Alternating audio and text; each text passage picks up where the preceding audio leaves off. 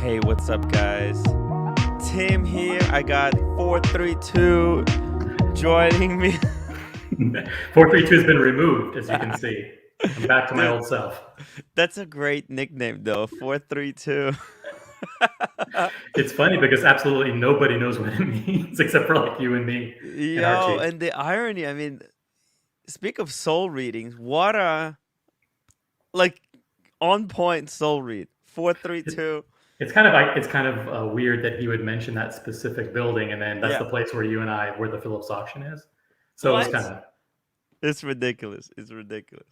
Archie Obviously. likes all things. One thing about Archie, he admires people who are successful, and he Yes. knows a lot about what successful people have and do, and He so knows it's where kind they of congregate, yeah. So congregate. it's kind of cool that he knows what Billionaires Row is, even though we have no idea what goes on Dude, Billionaires I have Row. no clue. I should live, No fucking clue. dude. Like, what I should do, I should be fucking going there and live streaming, just talking to the guys.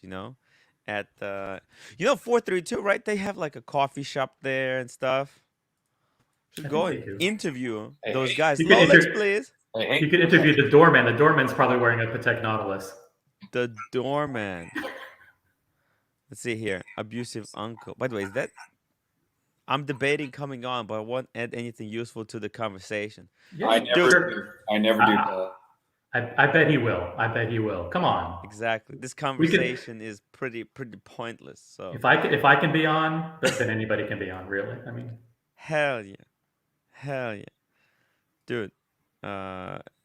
maybe Link abusive uncle is is a in doorman the at 432, and he can talk about his Nautilus. yeah. Are we gonna talk about Diego dropping the hammer? The hammer. Dropping the hammer. Basically, for those who don't know, Diego proved that he can talk the talk and walk the walk. He's a cock of a Wait, walk. Diego? Diego, Is this the pal. right Diego? Yeah. Okay, this is the right Diego. Okay, cool. The, Welcome. the wife is watching 300. Uh-oh. No. Uh-oh. What is she watching? 90 Day Fiance and then Sister Wives. So I think I'd rather be in here. Thought she was watching the stream. That would have been trouble. No. Is Diego Unlike married? Tim's roommate who watches the stream incessantly. Is she watching? Oh, my wife? No. No, Tim's roommate.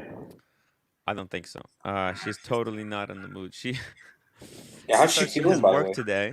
Oh. She was considering calling in sick, and then she decided not. She's like actually sick, and she considered calling in sick. Like whenever she's sick, she goes to work. But whenever she's feeling great, she calls in sick because that's like a day off. She can go and like I shouldn't be talking about this. That's But smart. That's smart. That's the way to do it. smartest way to do it, right? When you feel Yeah. like shit, just go to work. But when you're actually feeling really great, take that sick day as a day off and enjoy it. But anyways, yeah, she messed up. Apparently, she didn't have work today, so she went there and got me a sandwich. So I'm gonna do a bit of a live stream. Then I'm gonna have a sandwich to celebrate. From with them. the hospital cafeteria. No, it looks good. No, that's a legitimate sandwich. It's a Yeah. Paris baguette. Paris baguette. Oh. It's a Paris Korean baguette. Yeah. deli. Korean deli. Interesting. Oh fuck, we got evil Nico in the back room. Show your camera, evil Nico. Dude, let's see it. Come on. I want this guy to jump on. Man, he's gonna flash something. No, it's that's scary. Ron the Shrink. Yeah. It's Ron the Shrink. Oh, Turn is on it? the really? camera. He has Yeah, to turn on yeah. the camera. He's never shown his face. I hope it is Ron, because yeah, that was funny. He says, "I was pretty insane. That was pretty insane in Archie's stream. I think I know who was the guy trying to go on once. Says he's 16. I want to get into watches more, but I just doesn't seem to be like my place. Dude, why you have a nickname like that? Abusive uncle, and then he's got what's this guy's name? Better Call Saul. Oh I yeah. know his real name, but I can't think of it off the top of my head. Bob I Odin. thought that was OC. I thought it was OC. Yeah, Looks Bob kind of Odin. like OC without glasses. Like OC, if you take off your glasses. He looks like Right. Bob Odenkirk. Kind of. Yeah, right? Yeah, I could see it. Yeah, that's what I thought it was. Hop on Smash Diego crushed it today. Oh yeah. Diego took the Took it on the Run chin. the Shrink's place because Run the Shrink got banned, so Diego was there. Yeah. That kind of makes sense. Nico just kind of took out his anger on Diego. Yeah, I don't know why these guys a bit soft, you know what I mean? Maldives upvoted, guys. If you're just joining this live stream, make sure you smash that upvote button. It will really, really help me out more than anything.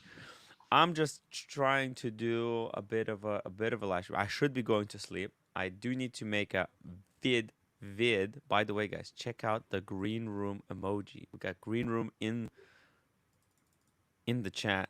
Show him the love with that green room emoji. Hopefully Archie will activate that emoji tomorrow so that everyone can enjoy the emoji. We got Rich Bob Oderkirk. Oh, that's the guy, right? Yeah. Green room. I missed Diego drama. Please recap. Well, Diego was proving Nico that you can actually buy watches at retail from Rolex without licking ass and without buying jewelry. Jewelry. Is that right, Diego? Yeah, and then he proceeded to call me a liar, which I Well- really don't appreciate because I liked the guy. I think it's because it really is such a rare thing, Diego. Like, it's pretty much standard across the board that if you want to get these watches, you got to buy. You're absolutely right. Like 100%, you're right. It's rare, but it happens, and I don't think it's not like I'm bragging about it. I'm happy about it, but I never said that anybody can expect this. Well, you're also a younger guy, so there's going to be a little bit of jealousy, not necessarily from Nico, but from people who have a much harder time getting watches from their AD, who may be older, who may have bought a lot of watches, may have bought some jewelry, and they're experiencing a really difficult time. And here you are, this good-looking younger guy, and you're like, "Hey, I can get it." So that happens all the time. Good-looking, green room. young, Good-looking, great-looking young kid.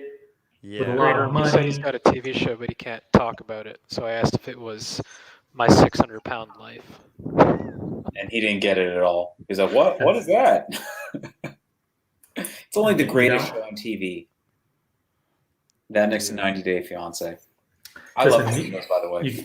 You got to hand it to Nico. Anybody who's an entrepreneur who can, start a business, grow a business, on that kind of scale has to be commended. So, and he also is a pretty significant YouTube personality himself. So going after the guy isn't really going to help you accomplish anything. You're not really going to be a winner in that situation. So just but I don't really cool. have a YouTube career that I'm worried about.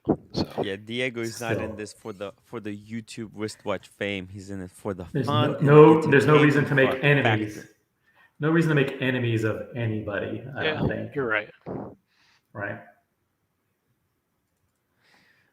Kyle Dater. Oh, we got Casey. Wait, is this real Casey?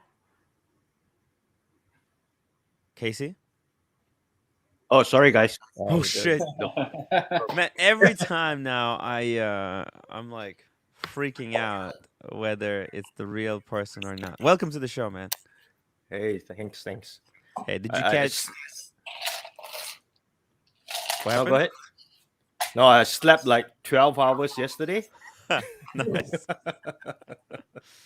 So I'm still like half asleep right now. Oh, okay. You didn't happen to catch Archie's stream? Oh no. What happened there? Well, we had Nico join, and there was a bit of drama, but nothing too crazy. Okay. I gotta rewatch it later. Yeah, definitely should check it out. Nico's a little bit like Cher because I don't think anybody wants to try and pronounce his last name, so they just whenever they try, it's just like Nico. And Yeah. Kyle says 100K per year, or you won't get anything. Fuck off. To some people that is their I th- reality, but I honestly think that dealers recognize who they can take advantage of for that mhm. instance. Like, here's a millionaire.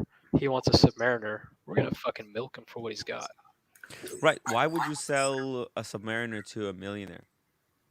without being paid $100,000 in jewelry first. Yeah. Yeah, I don't. Yeah. it I don't doesn't know. make any sense. I don't know if I would characterize it that harshly. That they're consciously taking advantage or milking. I think they just recognize that some customers are willing to buy multiple pieces. That's the polite way that I would put it. Watches. Yep. Yeah, watches for sure. But Yeah. Nico's saying that it's not the watches they care about. You got to buy the jewelry to even have a chance to get the watch. He's in a much tougher environment. I mean, where is he? Is he in Ireland or Amsterdam? Northern Ireland. Yeah. Yeah. I mean, in the UK, things are just much tougher than they are in the United States. The United States, we have a lot more authorized dealers. Yeah. We You got a don't. better shot. You have a better shot. You have a lot of independents and smaller guys here. You also have the big ones like Watches of Switzerland, Bucherer, Torno, and a few others.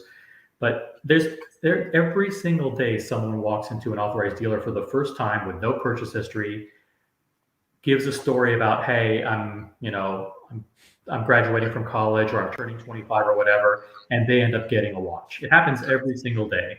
So to say that every single time you have to spend $100,000 on jewelry, or you have to buy 3 Datejusts in order to get, it's just false. It's just not accurate. There's no way you can move 80,000 watches a month globally without attracting new first-time customers. Yeah, Yeah. absolutely. And I'll be honest with you, I went back to one of those ADs around Christmas time, and I bought my mom something, and I bought myself a Watchbox, and I bought my fiance a watch from there that wasn't a Rolex. So I mean, I have spent money after the fact, so it does work. Yeah, so the argument was basically like you want a particular watch, and Nico says there's no way you'll ever be able to get it. Exactly. Yeah. Yes. What watch were you after, Diego? The first one was the Explorer 1, and I got that. And then at the other AD, a Submariner, and I got that. Oh, I thought you were Super after. chats. Yeah, coming in. Hop on Smash, and Nico kept talking about filming in Houston, which is where DR now operates. That's Dr. what- Now.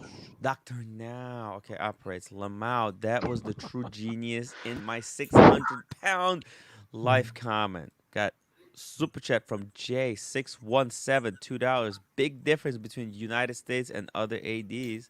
Spot on. US is much more lax. I think there's a big difference between how United States operates Our and other population, countries. too, is so much further spread out that we don't Oh, have yeah. all the uber Yeah. rich We got- people centralized in one place. Yeah, It's harder California's to tell smaller. who's rich in United States and who's not. You go to London, rich people, they look like they're rich people. But United States, these rich people, they dress up like look at Carson Chrono. Someone has their YouTube on, so there's a lot of feedback. Does Carson Chrono look like a billionaire when he walks around?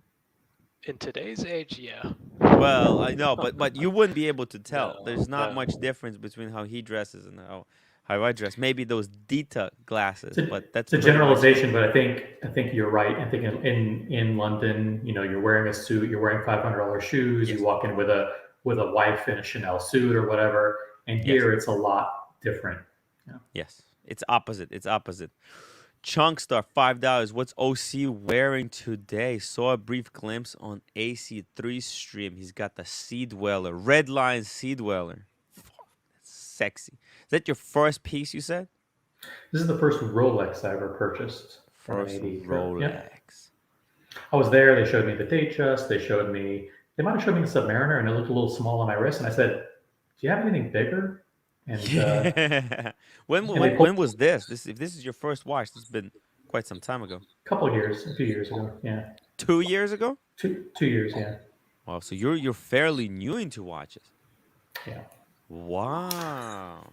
Guys, He's I think anytime I see the Sea Dweller, I always I think, have just a bit of wine. Can somebody buy me yeah, someone a let's get glass some of drinks wine, into this bitch. please? What kind of wine is that? That Disgusting. you know what? It's Sauvignon Blanc. By the way, is my mic really low? Because if it California. is, I'm gonna switch to my phone. yeah, it's low, and I'm not sure if you have YouTube on in the background. Someone but has echo. someone has YouTube on. Please mute It's YouTube. Rolex. Yeah, I think it's Rolex. Yeah, it was Son of Rolex. a These bitch. Right, hold on. Headphones, guys. You should always be wearing the headphones. Can you turn my volume up, or? Yep. I can turn you up. That's a good point. Thank you Because for I letting can't me figure know. out how to fix my Yeah, mic. I'll do it. I Look, don't know I if just that's any boosted- better. No, I just doubled you. Okay, is it better? Oh yeah, it's perfect. All right. So were you always into watches then? You know, No. I started getting into watches right around COVID. When COVID hit, I started watching all kinds of different videos and started occupying my time learning about watches. And I had a big milestone birthday coming up. And I figured, let's see if I could buy a few pieces. Nice. What was your previous hobby? Previous hobby, I mean, live concerts. So once COVID hit, live concerts came to a screeching halt. Yeah, So- true. He talks Awesome. like a true 432 guy. Would you- Live concerts, guys? would you travel around the country to see people, or just wait till they came? No, that's the beauty of living and working in New York is you could. I mean, there are literally live concerts three. come to you? They come to you. I mean, there are times where on the spur of the moment, you could say that the Eagles are playing Madison Square Garden, or Bob Seger, or like literally anybody. You could just go on StubHub, buy a ticket last minute at a great price. And I mean, that's how I saw Tom Petty on his last tour. It's how I saw ZZ Top before Billy Gibbons died. It's how, I mean, I've seen hundreds of concerts. He even took me to a concert. Sure did. It was pretty Hell cool. yeah. John Gold, Tim arrives on the city bus. Fuck. Carson Kroner arrives with 9/11. Yeah, Carson Kroner is noticeably richer than Tim. Is he a billionaire? That's a joke, right? Almost a bill. He's actually almost a billionaire. Oh, That's Lolex, not thank you true. for the wine. I'll go grab. I'll go grab Of a cup. course. Yeah. He almost a billionaire. Yeah. His home is incredible. I've seen some photos on Instagram. Oh, yeah. Cars. It's a beautiful home. So yeah. Well, that's great. I blew off a billionaire. You blew off cars? I didn't blow them off. I got sick before when they came into town, and Cars was like, "Hey, come to dinner" and all that, and I couldn't make it. He's a really nice guy. I know. That's why I'm like mad at myself, but whatever. It is what it is. How's my echo? Is it better? Better. Yeah, Yeah. it's gone. It's gone. Cool. Guys, questions. Do we have any questions out there? We can't talk about Diego all night, can we? Yes, we can. Diego Okay. is a fascinating character. Diego. So what was your previous hobby, Diego, before the watches? Dogs. School, work. Ah, cool. I when I was younger, I skateboarded. Have to be careful with the skateboard. Flying. That's about it, really. Shooting. I love to shoot guns and collect World War II rifles. That's a big hobby that I still do. But yeah, I dumped a lot of money into that, but watches have taken over. Diego, how did you get into wristwatches? Tell us. How did you get into wristwatches? I used to sneak into my dad's office and steal my grandpa's Omega Constellation that my grandpa gave my dad, and I'd take it to my bedroom and listen to the tick and watch the sweeping seconds hand. And I was probably 5 or 6. And then in college, my dad, when I got dropped off, he gave it to me. And then I was, yeah. And then I bought myself a few watches I don't have anymore, a Speedmaster Reduced, a Tudor Day Date. And then towards the end of college, my grandpa gave me his Rolex. And then from there, my first Still bonus. have Yeah. So you have your grandfather's Rolex and your father's Omega Constellation. Which was my grandfather's as well. Yep. So that's kind of what started it. Wow. And what watches? Tell us about your wrist. So you got those 2 watches. What? How did you? How did you? When did you buy that? Was it Submariner? What do you have right now? Let's go through your watches. I had an Explorer 1, which I sold for the new Explorer 1. So I've Oh, got you got the new 36, the lady size. Yeah. Wow. Tim, come on, I'm man. wearing the lady size Explorer 1. I How love amazing it. is this piece, right? It's so amazing. I sold the older version that I bought with Yeah. my first bonus, and I had for 6 years.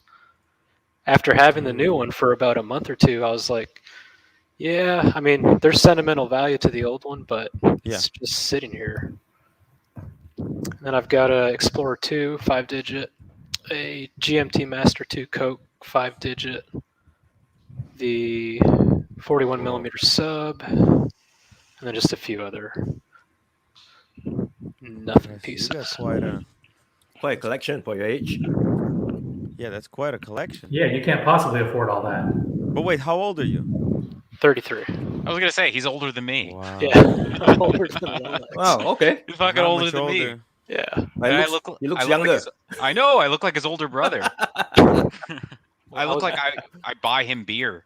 I think somewhere in my blood there must be Native American genes because I can't grow a beard.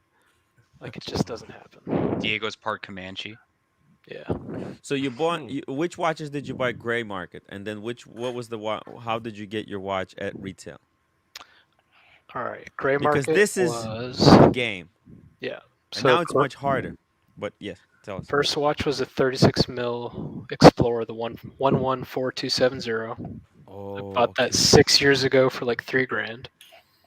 Wow. And then I didn't buy anything for a long time. The next watch I bought was a 16570, the GMT Master 2. I bought that on Reddit for $8,300 last year. Wow. And then the next watch I got was the Explorer 1 at retail. Then I bought the Explorer 2 off of a guy that Austin Daniels knows. His name is Matt. So that was Matt.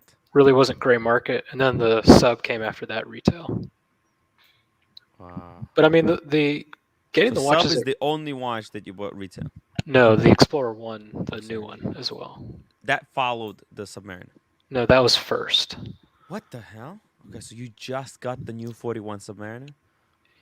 I got the Explorer 1 in May from one AD, and I got the Submariner in September from a different AD. Oh, okay. See, there we go. Now we have a bit of a chronology ready. So there's not even both zero history. Right. Got the Submariner, got the Explorer 1. What did you wear when you went to buy the Explorer 1? And what did you say? When I went to buy it, or when I inquired? Yeah, when you were interviewed by the AD for How the many first times time. did you go? Yeah, the interview. Tell us about the process. So the first thing I did was I wrote an email that said, you know, I've been into watches for about 6 or 7 years. Mm-hmm. I love Rolex, but for the longest time, there hasn't been anything that's piqued my interest. Mm-hmm. Everything is either too big or it just really didn't fit me. The 36 mil Explorer is something that I would really like. I already have one. The older references, blah, blah, blah. To whom did you send this email? Just a blanket contact us on the website. Like info@tourneau.com or whatever. Yeah. And then I think I think that goes straight to the garbage can, but straight to the garbage usually. No. So she replied. She replied and she said, "Hey, thank you. Love your history in watches. We might be able to get you a 41 millimeter date just if that interests you." And that's the classic ploy. And my response to her was, "Thank you, but as I said in my inquiry, I've already got my grandpa's, so I'm really not looking for that."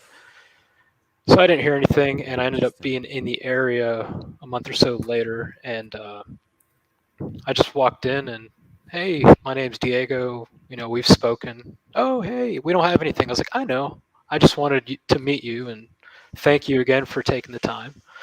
And then about a month later, my Explorer 1 actually stopped working. So I took it into that AD and I said, this thing stopped working. Send it in for service. Don't have it polished. And they said, why don't you want it polished? And I said, because I've had this watch for 6 years. I don't, it means something to me. Got the watch back 2 months later, and a week after getting my Explorer back from service, they called me, or actually she texted me. She said, we've got a 124270, do you want it? And I called her. I was like, fuck yeah, I want it. And when I left the AD, the manager stopped me on the way out. And she said, hey, I just wanted to tell you, when she controls the inventory. She said, when I saw that watch come in, I'm not going to say the name, but your salesperson had told me, I was aware that you sent yours in for service. I couldn't think of anybody better for us to sell this watch to. Ooh. So you played it perfectly in the sense that but it really wasn't plain. My Explorer did need a service. That's just, you see it. You can't buy these watches. They have to sell them to you. They're looking for a perfect customer. And they select the customer. You don't choose them. Yeah. And when the fact that you already had Explorer 1, the fact that this is, they looking for people who are not going to be polishing them. They're looking for people who want to build up history with their watch. Yeah. Now, what usually happens after the email is they invite you to come in person because they want to see what you look like. They want to size you up. They want to know what do you do for a living? Where do you live? What does your collection look like? How many pieces do you think you're going to add over the next year? Are you married? Does she like jewelry? Blah, blah, blah. And then they didn't ask me. They show you the Datejust and say, by the way, thanks for coming in. I want to show you this. And then they see if you bite. They usually don't. I didn't have that experience at all. Yeah. I didn't have that experience whatsoever. Yeah. But I think I just came at a different time than what it is now. Yeah. Timepiece Mickey got 3 from the AD in Atlanta. First one was in June. Subdate 41. Datejust 41. Then 2 weeks ago, let me have a second Subdate 41 for my son. Yeah. We're now friends and more coming. Wow. This is 2 Subdates? Fuck me dead. This is kind of when I was coming into the game. Like the Datejust was your entryway into getting a stainless steel sports model. So you had to buy the Datejust 41, and then you wait a little bit. You come in, you get to know the manager, and then they sell you a sub, and then so on and so forth. Diego, during your initial process, did you hint at your financial ability to pay or your financial ability to buy multiple watches? No. No? I don't think they know. I mean, I guess all they know is that every time I've gone in, I just ask them, can I, transfer from savings to checking really quick. But then I realized you're an idiot. You have a credit card with points. So after the Explorer at that one AD, I've bought everything else with the credit card. But no, they never asked about my family, if I'm married, where I work. Where they did ask, where do you live? Obviously, that was about it. Chances are they probably did a little background check on you and searched your social media, figured out who you were. Yeah. And the second AD, what was that one like? So that one, I think I was just walking around and I was like, you know what? I knew that they don't have watches, right? Nobody has the watches. But the 41 mil sub, I was intrigued. Because now I had the 36 mil Explorer. I loved the clasp, the bracelet, the build. I'd always heard people talking about the build quality, but now I actually experienced it. So can I pull off a 41 mil sub? Can I do this twice? So I go in and I'm like, hey, I know you probably don't have it, but, I would love a Submariner. And they're like, okay, well, we'll put you on the list. And the lady, she's incredible. She's not American. She came in here on a lottery visa from a same place you come from, Tim. Yeah. Very, very difficult upbringing. And for the next hour and a half or so, we just talked about nothing to do with watches and just had a really good time talking with her. She's older. It's not like she's 30 years old or anything. And that was that. And then she said, I'll let you know about the watches. Okay, cool. And I don't know. I think over the next few months or so, anytime I was in the area, I'd just stop by and I'd get her a coffee. You talk to the same SA every time? Yeah. That's kind of how it works because they're commission. Of course and it is. Yep. She took the time. But, I would text her, hey, I'm in the area. I got a meeting. You have time for a chat? And it really wasn't me coming in to be like, hey, where's this? Because her father was in World War II for the Russians. Just really interested. And same politics as me, a lot of similar interests. So we would just chat. And I was walking my dog one day, months later, and I think when I got back in the car, took the phone out of the bag, I had 2 missed calls from her, and I was like, fuck. So I called, and they were like from an hour ago. Did she flirt with you at all, to be honest? Did she attempt to flirt with you? Did you get any kind of sense that she was attempting to pick you up? That's for after the show. Then we'll dive deeper into that. I don't know, but you hesitated. So you think that she likes you? She enjoyed talking to you. Put it that way. We've probably face to face probably 5 or 6 times, and we very rarely talk about watches. I mean, so it's nice to find somebody to talk about similar things. But yeah.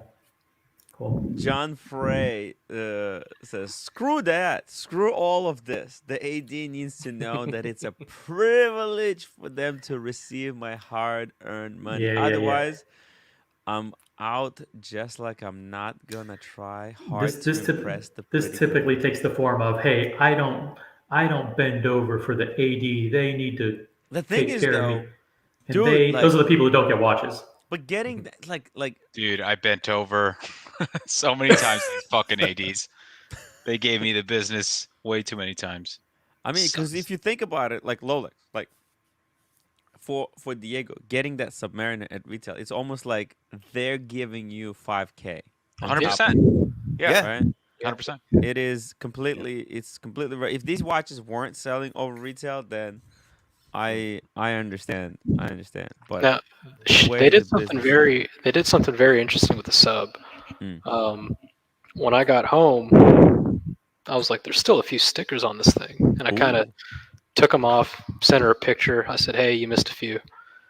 And she said, well, that was on purpose. I'll tell you about it next time. So the next time I came in, I said, so what's up with the stickers? And she said, well, if my manager or somebody were to see that watch online for sale, even if we can't see the serial number, there's certain stickers we left off. So we might have left on one sticker on the clasp, one sticker on the right lug, kind of thing. They can identify the watch based on that. Not 100%, but wow. But she did say she had to convince my manager I wasn't a flipper. Wow. So they because when she called me, when I finally called her back, she said, Diego, I have do you still want the Submariner? And I'm like, yeah. She's like, when would you be able to buy it? And I'm like, right now. Yesterday. She's like, okay, let me call you back. I need to make sure first. And then she called me back. Like an hour and a half later, I was sweating bullets. I was texting her like, I knew it wouldn't happen. Like, thank you anyways for trying. And then she called me. She's like, Diego, I will see you in 30 minutes. Come get your Submariner. It was fucking rules. That's awesome. Yeah. And we actually got kicked out of the store. It was funny. Why would you get kicked out of the store? Because in the process of sizing it and paying and trying it on, we were just chatting. Again, nothing about the watch. And the sales manager was like, hey, we're closing. You guys got to go. I was like, fuck. JDG 5167 $10 super chat. Thank you, JDG. Does the panel think there's more value in the neo vintage 5-digit versus the modern ceramic Rolex, aka steel Zenith Daytona for around 30 versus 40K for 116500. Yeah, they're creeping up. The for sure, and the pre-ceramics are creeping up too to the ceramic prices, especially when they're in mint condition. Yeah, listen, I mean the crazy what the hell? How is this? Check this out, guys. This is probably the cheapest luxury of watches. Whoa. 28,000. How is this possible? I'm guessing no box, no papers, polished. Yeah, where is this? I don't know. Oh, how that much place this is a website scam. is. Luxury of watches. That place Crown is a and scam. Caliber got one for 35. Look, actually, the prices for the Panda Daytona are falling. They Are you are. seeing this? They were like Yeah, 38, 40. Now Yeah. they're coming Yeah, down. and JDG, you gotta be careful when you're getting all these new vintage pieces in terms Mhm. of authenticity, parts authenticity, bracelet, movements, everything. You have to be really, really careful and get it from a really reliable source. Wait, he said Yeah, that. someone in the JDG says Franken watch. I mean, there's so many Franken watches out there. Exactly. Let me see. What is this saying? That's not a real ceramic. Okay. That's a Franken. It could be a Frank. Franken watch. Okay. Rolex pre Plus, custom. Ooh. this place is known as being scam. That Sorry is if you that's associated why. with luxury. Yeah. That's how you get scam. Okay, Crown and Caliber. That's a legit place. Okay, 35,800. I'm shocked at how much the Daytona has cooled down. It's There are only cooled trends. down. It's only cooled down if David SW says it's cooled down. If his price is still 42 Yeah.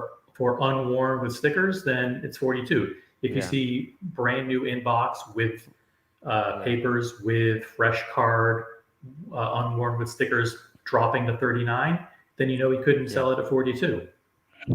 What's Yeah. crazy is that people don't understand that you don't have to buy from people like David SW or Bob's Watches, and you can Well, here's you the can thing. save $5,000-$6,000. Here's the thing. The thing is though, to answer this JDG, man, that wine really fucking hit me hard. I feel like I got a super slap. I'm gonna go get a glass. I'll be right back. Get a glass. Get a glass. Here's the thing.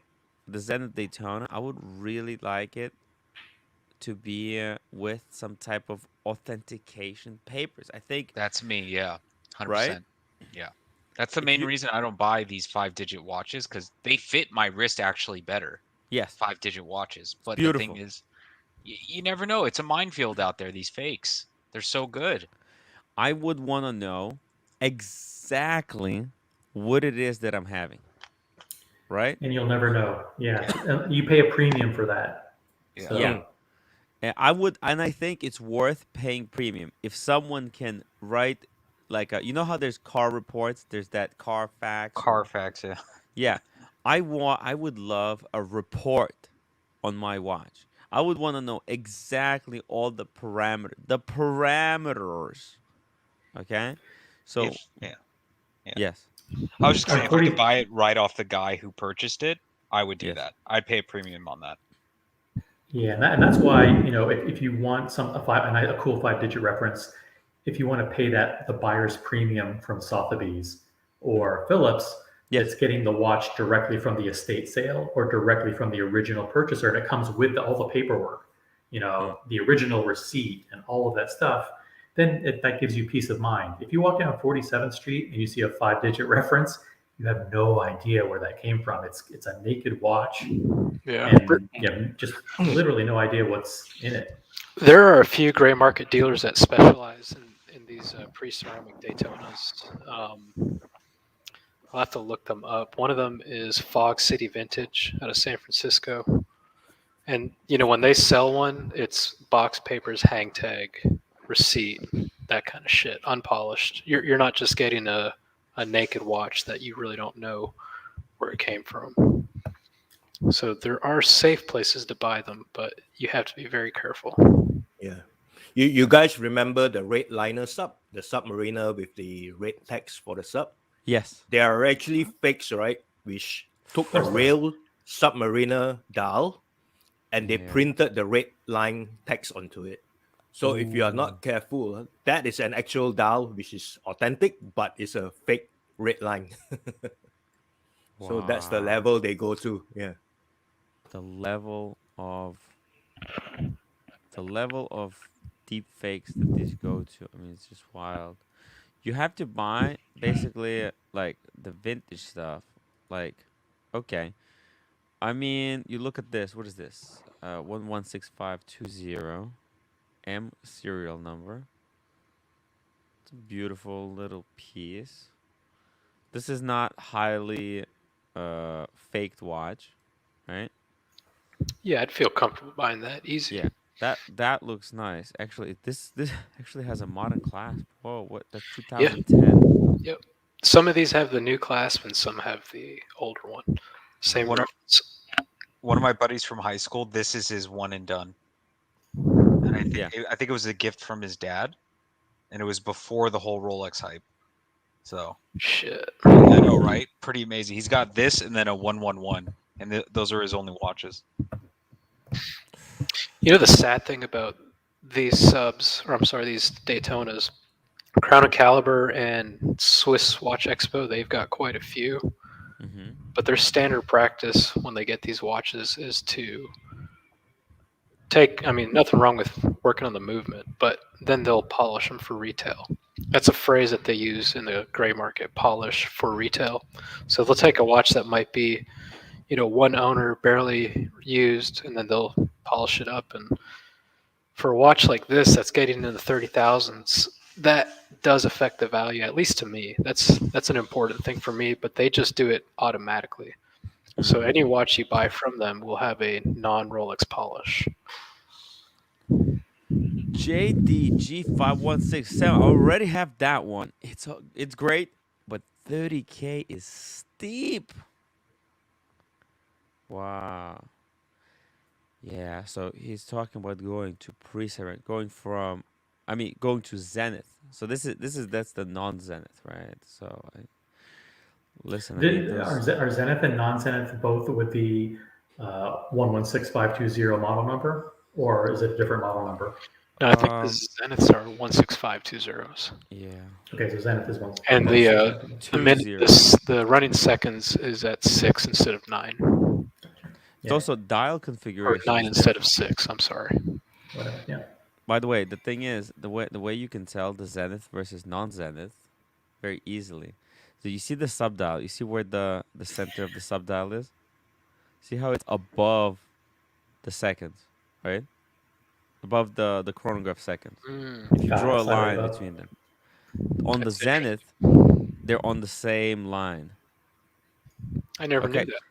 You never And knew that's that? why the Zenith looks better. Yeah, you see how this chronograph eye touches was it 10 o'clock closer than the 8 o'clock? You see there's a smaller gap here. God damn, I wish you didn't tell me that. So if you turn it on its side, the subdial is a little bit to the left. Daytona. I'm never going to see that now.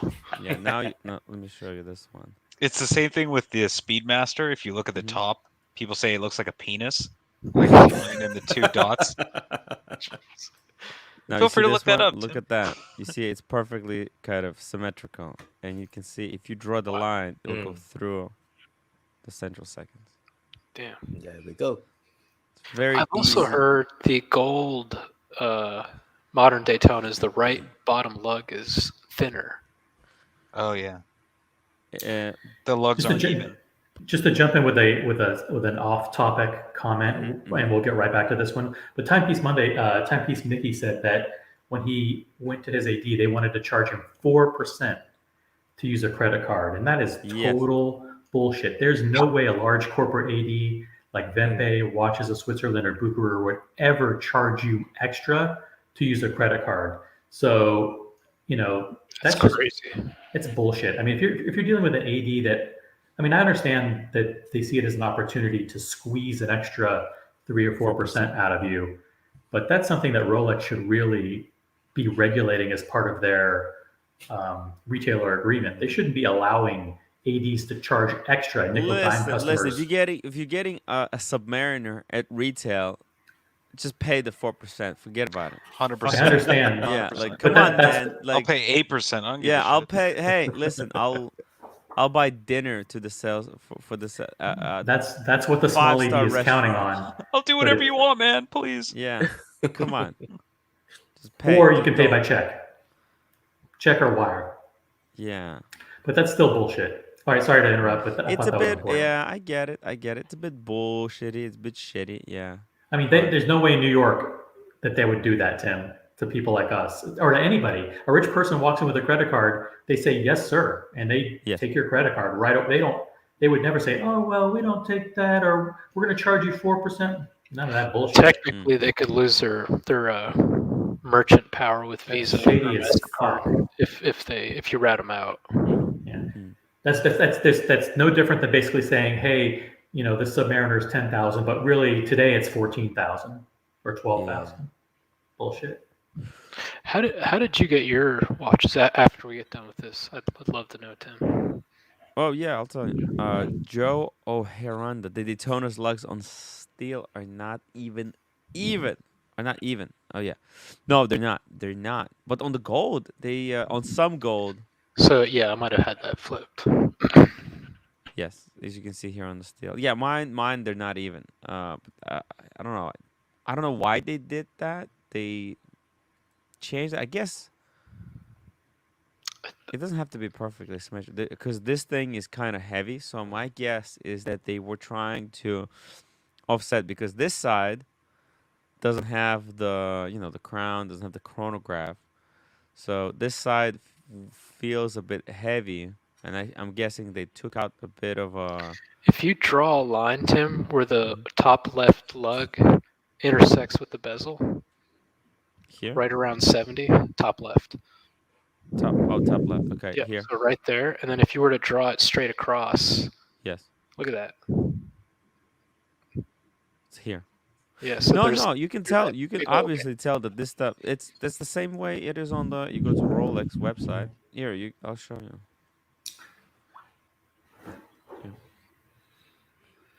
And we were having a fascinating discussion the other day about the Zenith steel versus gold.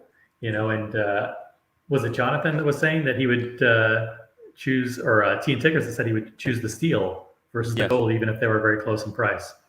Yeah, that's ridiculous. Okay, look, you see it, this one, that's not symmetrical, but this one you can see it's symmetrical. You can see metal is sticking out from underneath the bezel, whereas here it touches the bezel. God damn it, Tim! Why are you fucking ruining this watch for me? Well, what can I tell you? Look, rose gold is symmetrical, and this one is not. The yellow gold is not symmetrical, whereas this one's symmetrical. It's weird. Actually, so rose gold, you get a little bit more gold. Yeah, it's like the precious metal ones. They care more about it, and when they cast the case, it's just done with a lot more care than the steel ones that they just kind of pump out. Maldives says, I like the slimmer hour markers on the Zenith, like the baguettes on the Daytona. Oh. Yeah. I actually hate the indexes on all modern Daytonas, even the one that I have. Really? I think they don't match the look of the watch. Like here, they're thinner, which is they're thinner. But on the newer ones, they're very kind of ovalish with rounded corners. Yeah. Look, and there's nothing on the watch that's supposed to be rounded. Yeah. Well, I kind of feel like it's more difficult to make the hour markers that kind of rounded. These hour markers are very complicated on the modern Daytona. They're like plump and. I prefer the ones. I just prefer the metal sticks from the early generations, whether those are gold or steel or whatever they are. Yeah.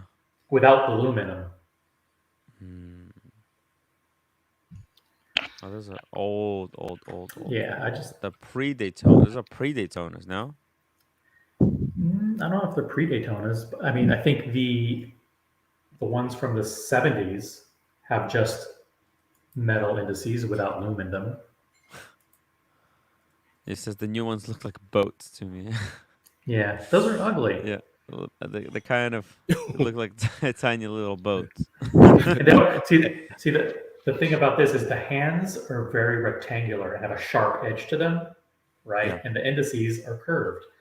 Another watch where the hands don't match the indices, in my humble opinion, is the Nautilus, where on the Nautilus the indices have very sharp edges, and the hands are curved at the tip, which makes absolutely no design sense to me. I wish Design Altair was on and he could comment on that. Air King Ben says, Tim, your hair is not symmetrical. It's the Daytona. No. Tim said, let me get the Daytona. I wasn't really going for the perfection. I'm like a Daytona. I'm not perfect. So how'd you get your watches from the AD? Well, it was a lot of going back and forth, but I think it was the fact that I went to get the Daytona first that probably did it, you know? I opened up the website. I saw this video right here. Opens up with the Daytona in your face with the white dial. This one right here. Whew! I was like, wow, that's beautiful. You know, I checked the price. Was like, man, it's expensive, but that's probably what the car is worth in New York. Mm-hmm. Yeah, so I went. Actually, back then it was cheaper. It was like, actually, I think like 12 something. Yeah. Yeah, because they raised the price already twice. So yeah, so I went to buy this, and they told me, hey, this watch is for existing customers only, sir. It's existing customers only.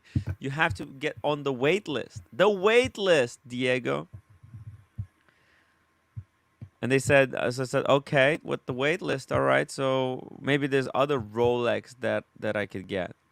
And they took out the Hulk, the Batman, and the Black Dial Daytona. They said these are just as good. And I knew, I already seen a whole bunch of Archie Luxury videos on the Submariner and how amazing it is. You know? And I saw a comparison video of Submariner to a Tudor Black Bay. I saw a comparison to a Tudor Black Bay comparison to the Aqua Racer.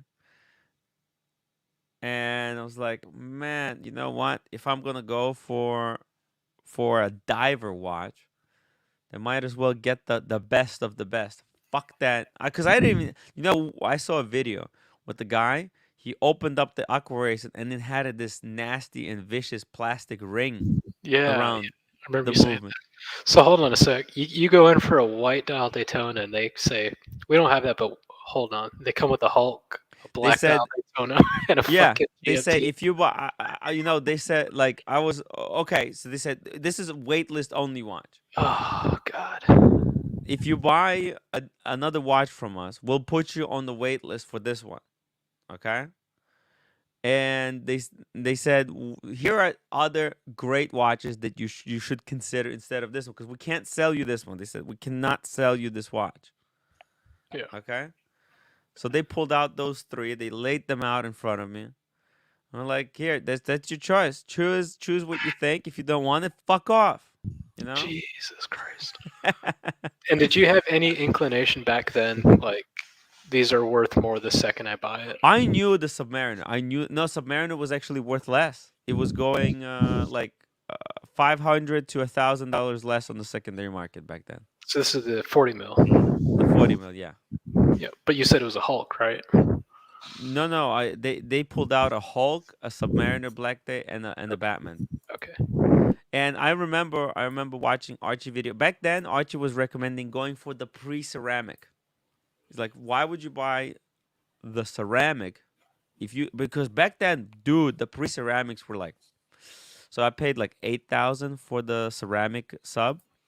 The pre-ceramic was like 5.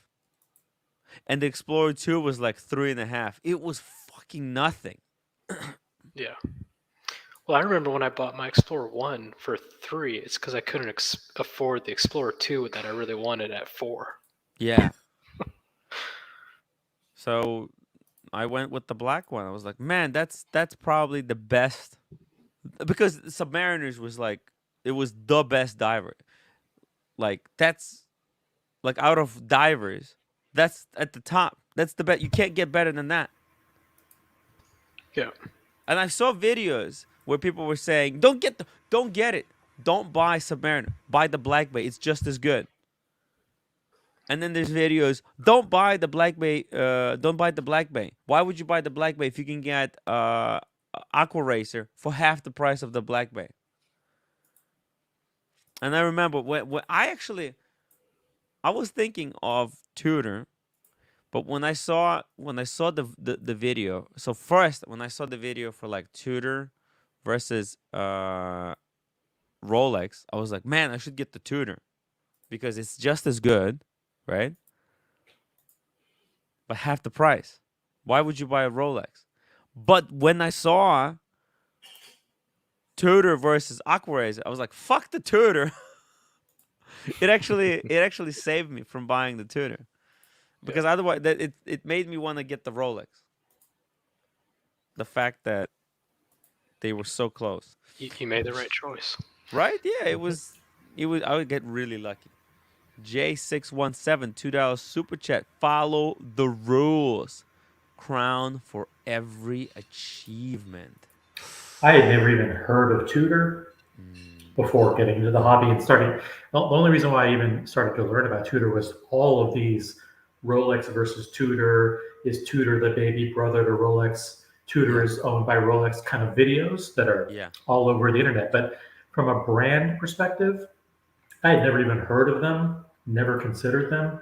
When I was growing up and I went on an airplane and I opened up the airline magazine, American Airlines magazine, the ad that hit me was Breitling. You'd always see a full page ad for Breitling, with a plane in the background with some celebrity or somebody and some super blingy looking watch. And to me, I always thought Breitling was the most expensive luxury watch you could buy. I mean, I knew nothing about pricing. As good as it gets, yeah. Breitling is as good as it gets, folks, and based on the advertising. Tudor I'd never even heard of, and still don't think that much of it, to be honest. That's how I felt about Omega for a while. That, just nothing better. Well, I knew 3 watch brands. And it's because my wife was spruiking them. Tag Heuer. Yep. Tag Heuer because that's Koreans. Koreans love Tag Heuer. Tag Heuer. And also those famous ads of Leonardo DiCaprio like this. Those ads like that. All right? Where he holds the watch like this. For what? For what? Upside brand? down. For the ads. Well, no, the no. tag. He holds them. For tag? Yeah. Yeah. You know Leonardo. You don't know about this? Look, let me show you. I think Leonardo DiCaprio has a deal with Tag Heuer where if he's in a movie or out and about, he only wears Tag. Going back how long? I know he wore tags in the movie Inception. I'm trying to think if before that he did. Look. You never fucking see him wear the bloody thing because in the ads there's no amount of money. Oh no, yeah, you do. I'm just saying. There's no amount of money you can pay the guy for him to put it on his wrist. Well, there's one. He wore Carrera in Inception. He wore a gold one in Wolf of Wall Street. These are old ads. Fuck me, Dad. Yeah. This makes me. Yeah, I know feel he's an old man now. Holy shit! Look how young. These things work. These ads work. There's no doubt about it. Fuck! I feel old. I remember looking at these ads and thinking, "Holy shit, that's cool! It's so cool." They work, but when I saw the watches, fucking wears the thing. When I saw that you could buy them in Macy's, I was like, so maybe they're not that special. Dude, look at this. This ad is here, right? And look what they're selling here. This is some crappy phone. Fan share. I might be in trouble. This is dangerous website. All right, so Tag Heuer. Look at this. You see it? They photoshopped it onto his wrist probably too. Is it the same photo over and over again? Is it like blue steel? They just Yo. changed the watch. Yo, I don't think they just took his pictures of him and photoshopped the watch onto the wrist. I mean, the guy was probably like, dude, I'm not. This is the best I could do. Huh? Put it on my wrist, and That's even not better even if you could his just hand. Photoshop it. That's not even his That's hand. Sad. Sad. But I remember. So Tag Heuer this. was one of them. Yeah, I remember this. So as you can see, these ads are so old, man. So old.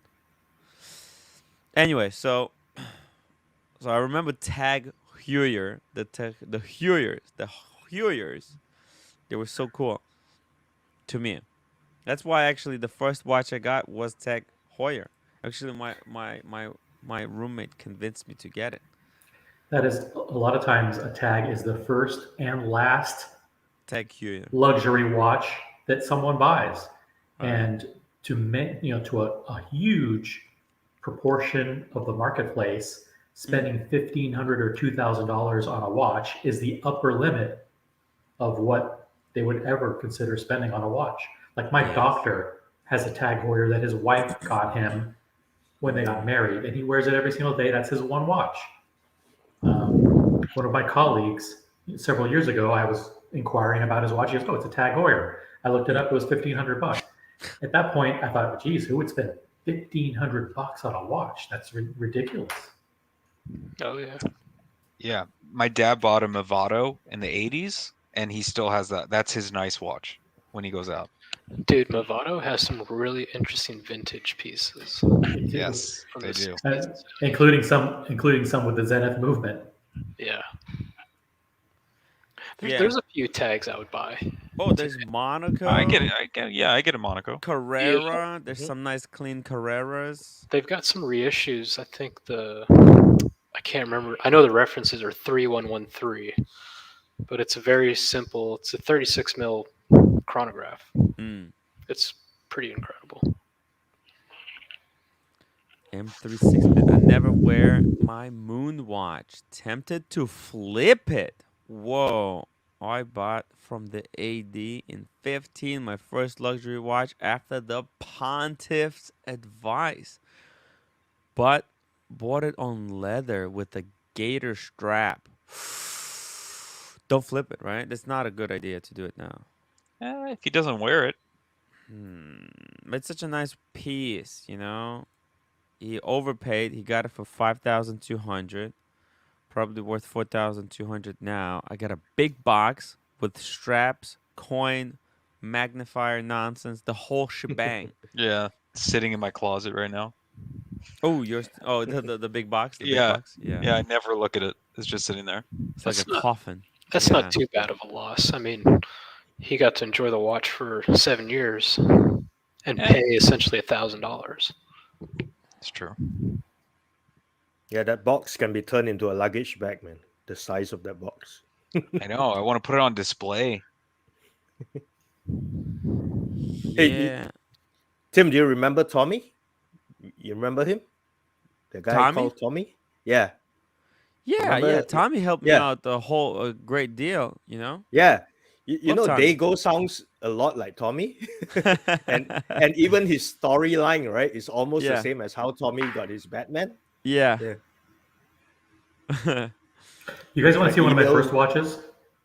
What we just saw one. Let's see the second one. No, my first, like one of my. I'll be right back. Oh, the first watch, not the luxury watches. Mm. M3. I don't know. I wouldn't be flipping. the Speedy. What do you think? Rolex, you flipped it 3 times. You always came back. Yeah, I'm not. I'm done.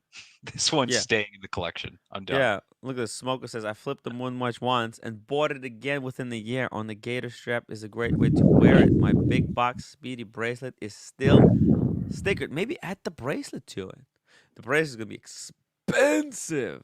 Yeah. Well, actually, not really. I don't think No? they're that expensive. They're made in A grand. maybe? China. They're made Yeah. in China. China. I had the first Omega in space twice and sold it twice, and kind of wish I didn't. That was a great watch. Yeah. Huge box filled with nonsense. Okay, Tim. Promise I won't flip it. It's my only chronograph as well. Yeah. Why? Why? It's a Speedy.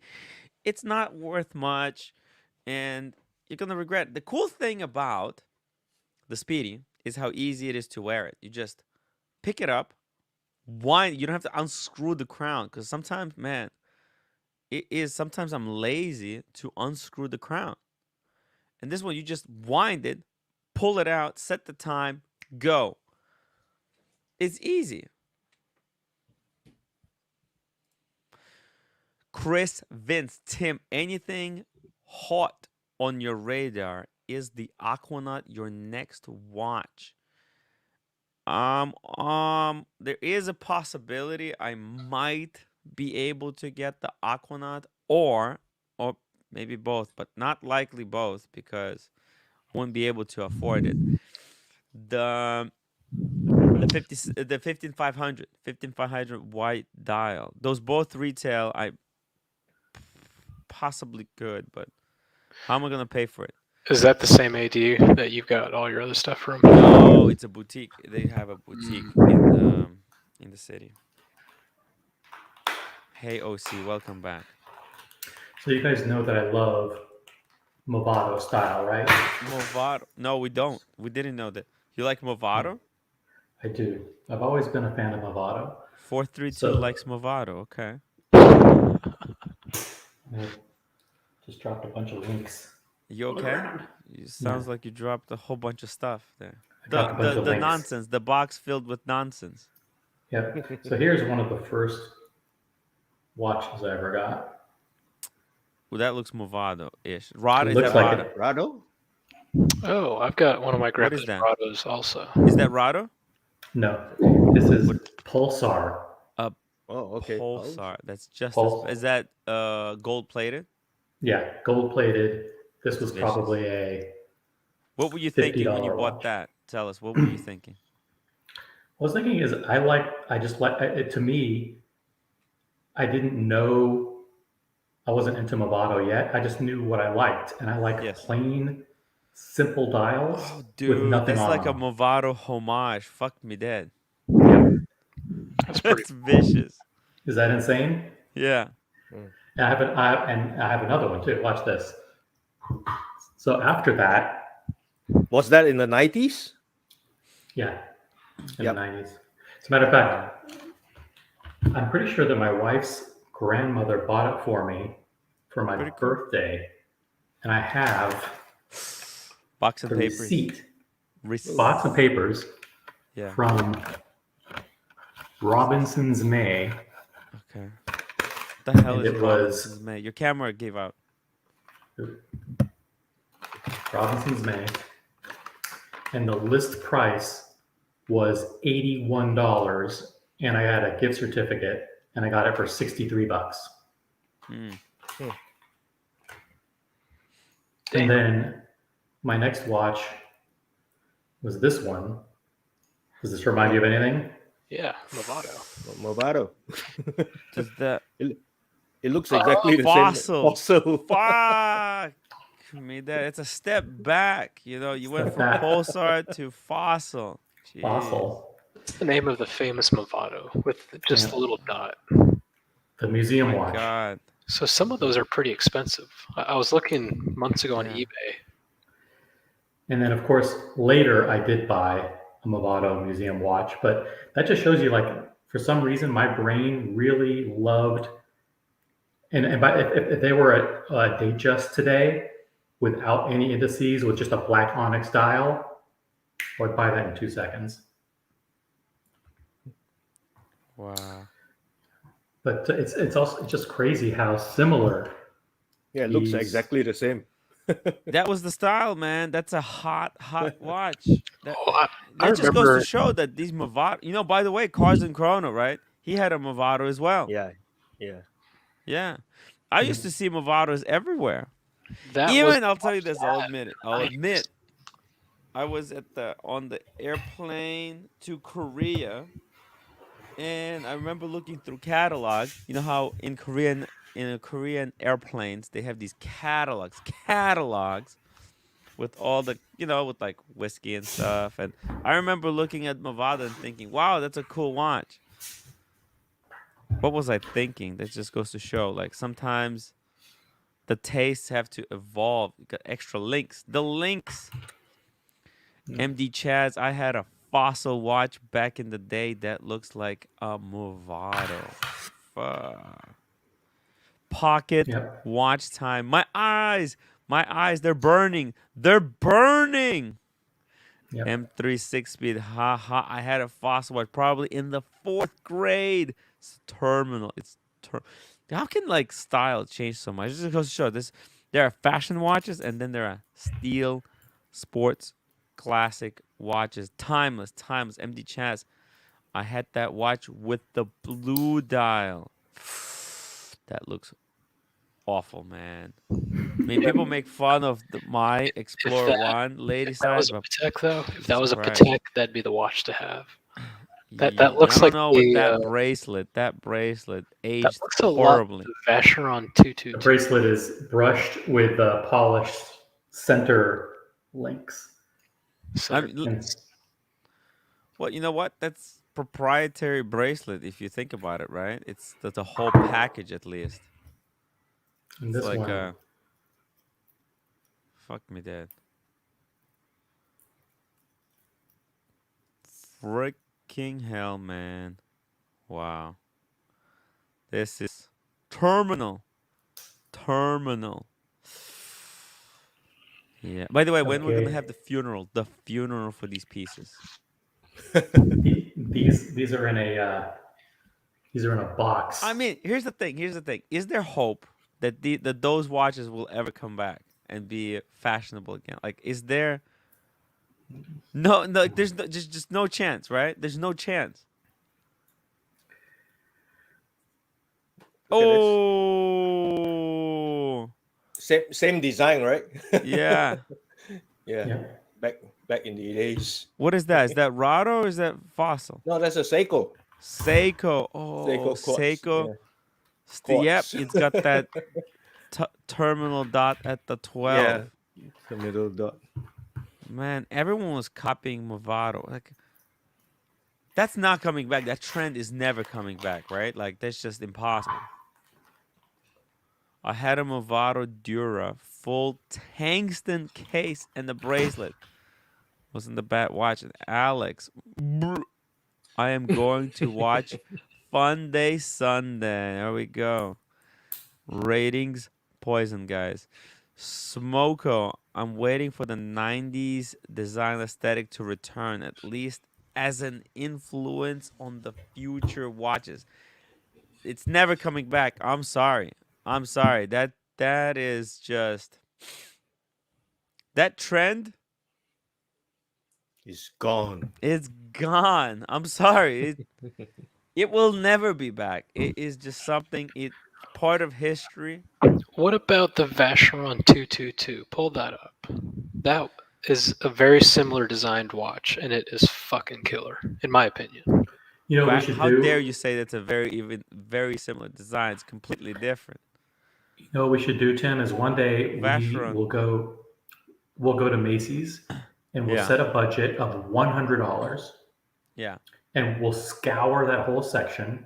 I mean, have you been into the Macy's Herald Square watch section? It's gigantic. It's like 20,000 square feet. No, never. And we'll go and we'll pick one watch and we'll buy one watch each and come back and show it to everybody. Has a fashion watch.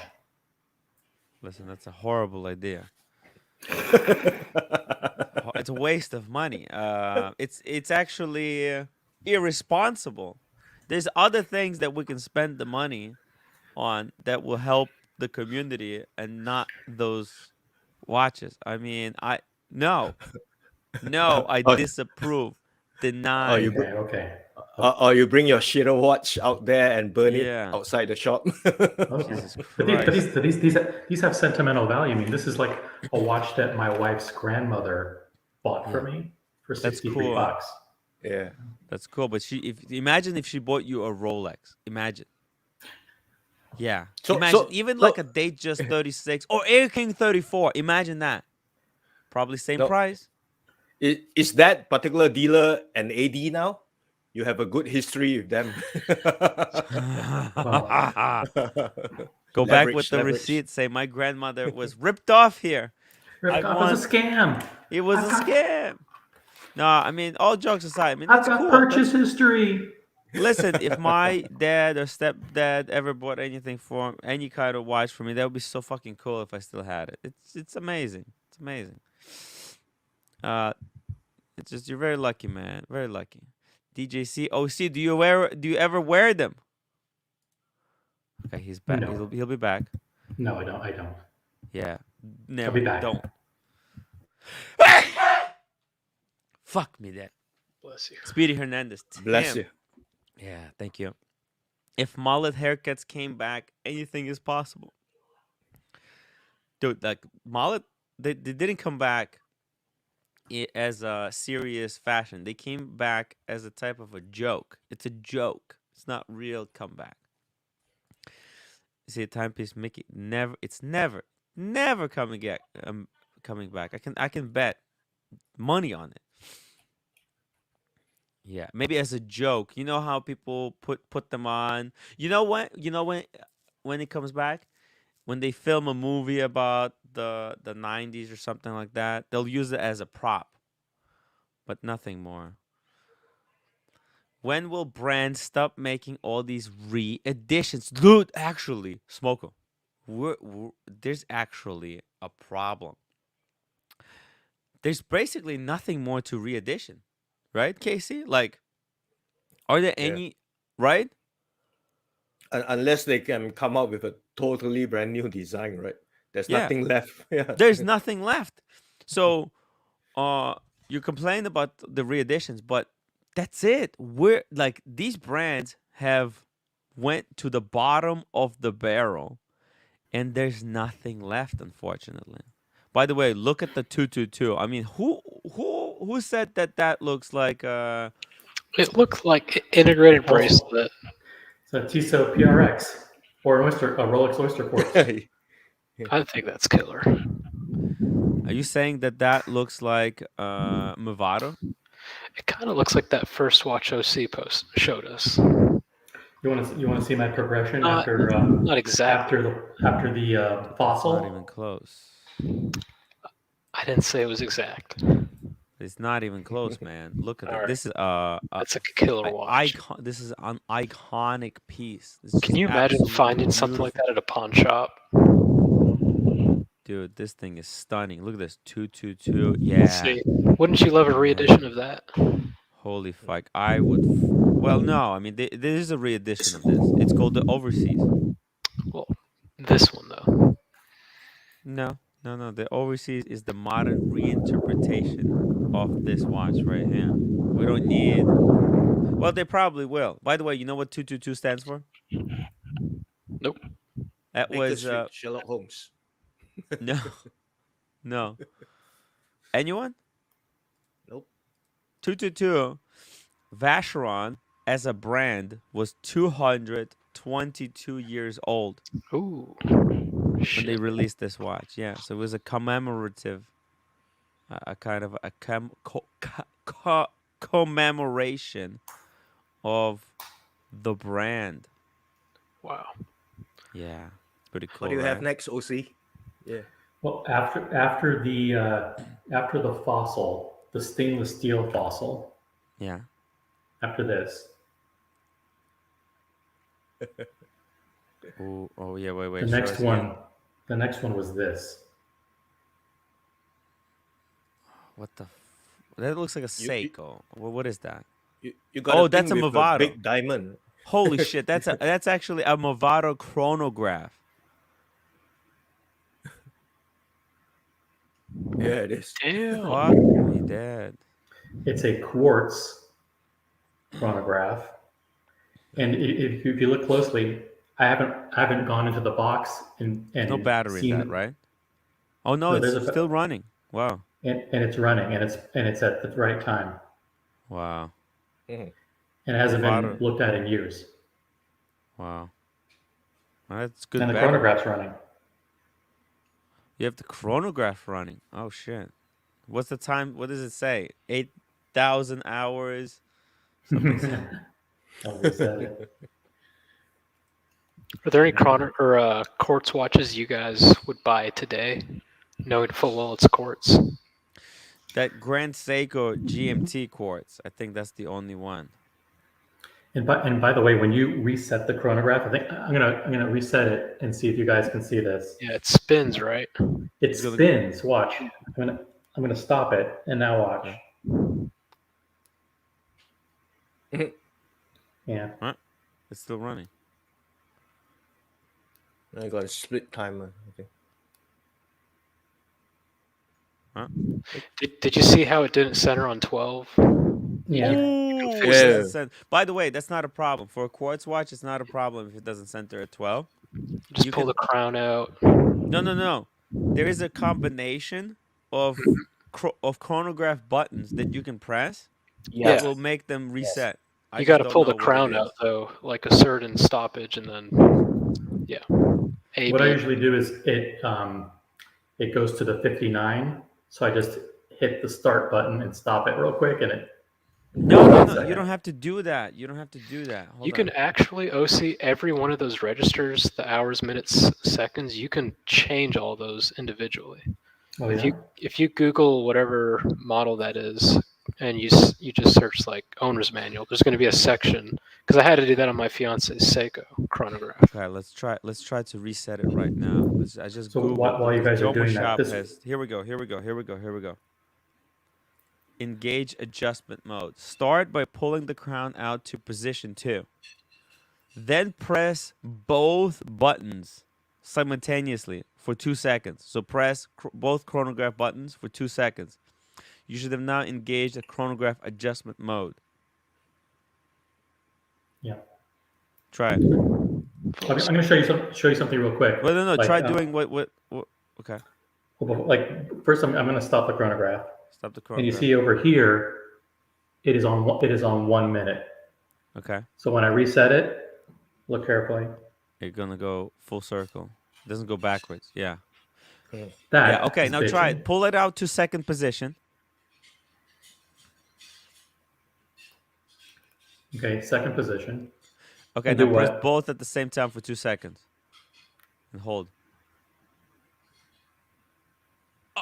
Wait. No. Okay, hold on. Now hit the top one. Now only hit the top one. Yes, one time. Okay. Oh! Now hold on. Now close the crown. Close the crown. Yeah. Did it. And now run the chronograph, and let's see if it resets back to 0.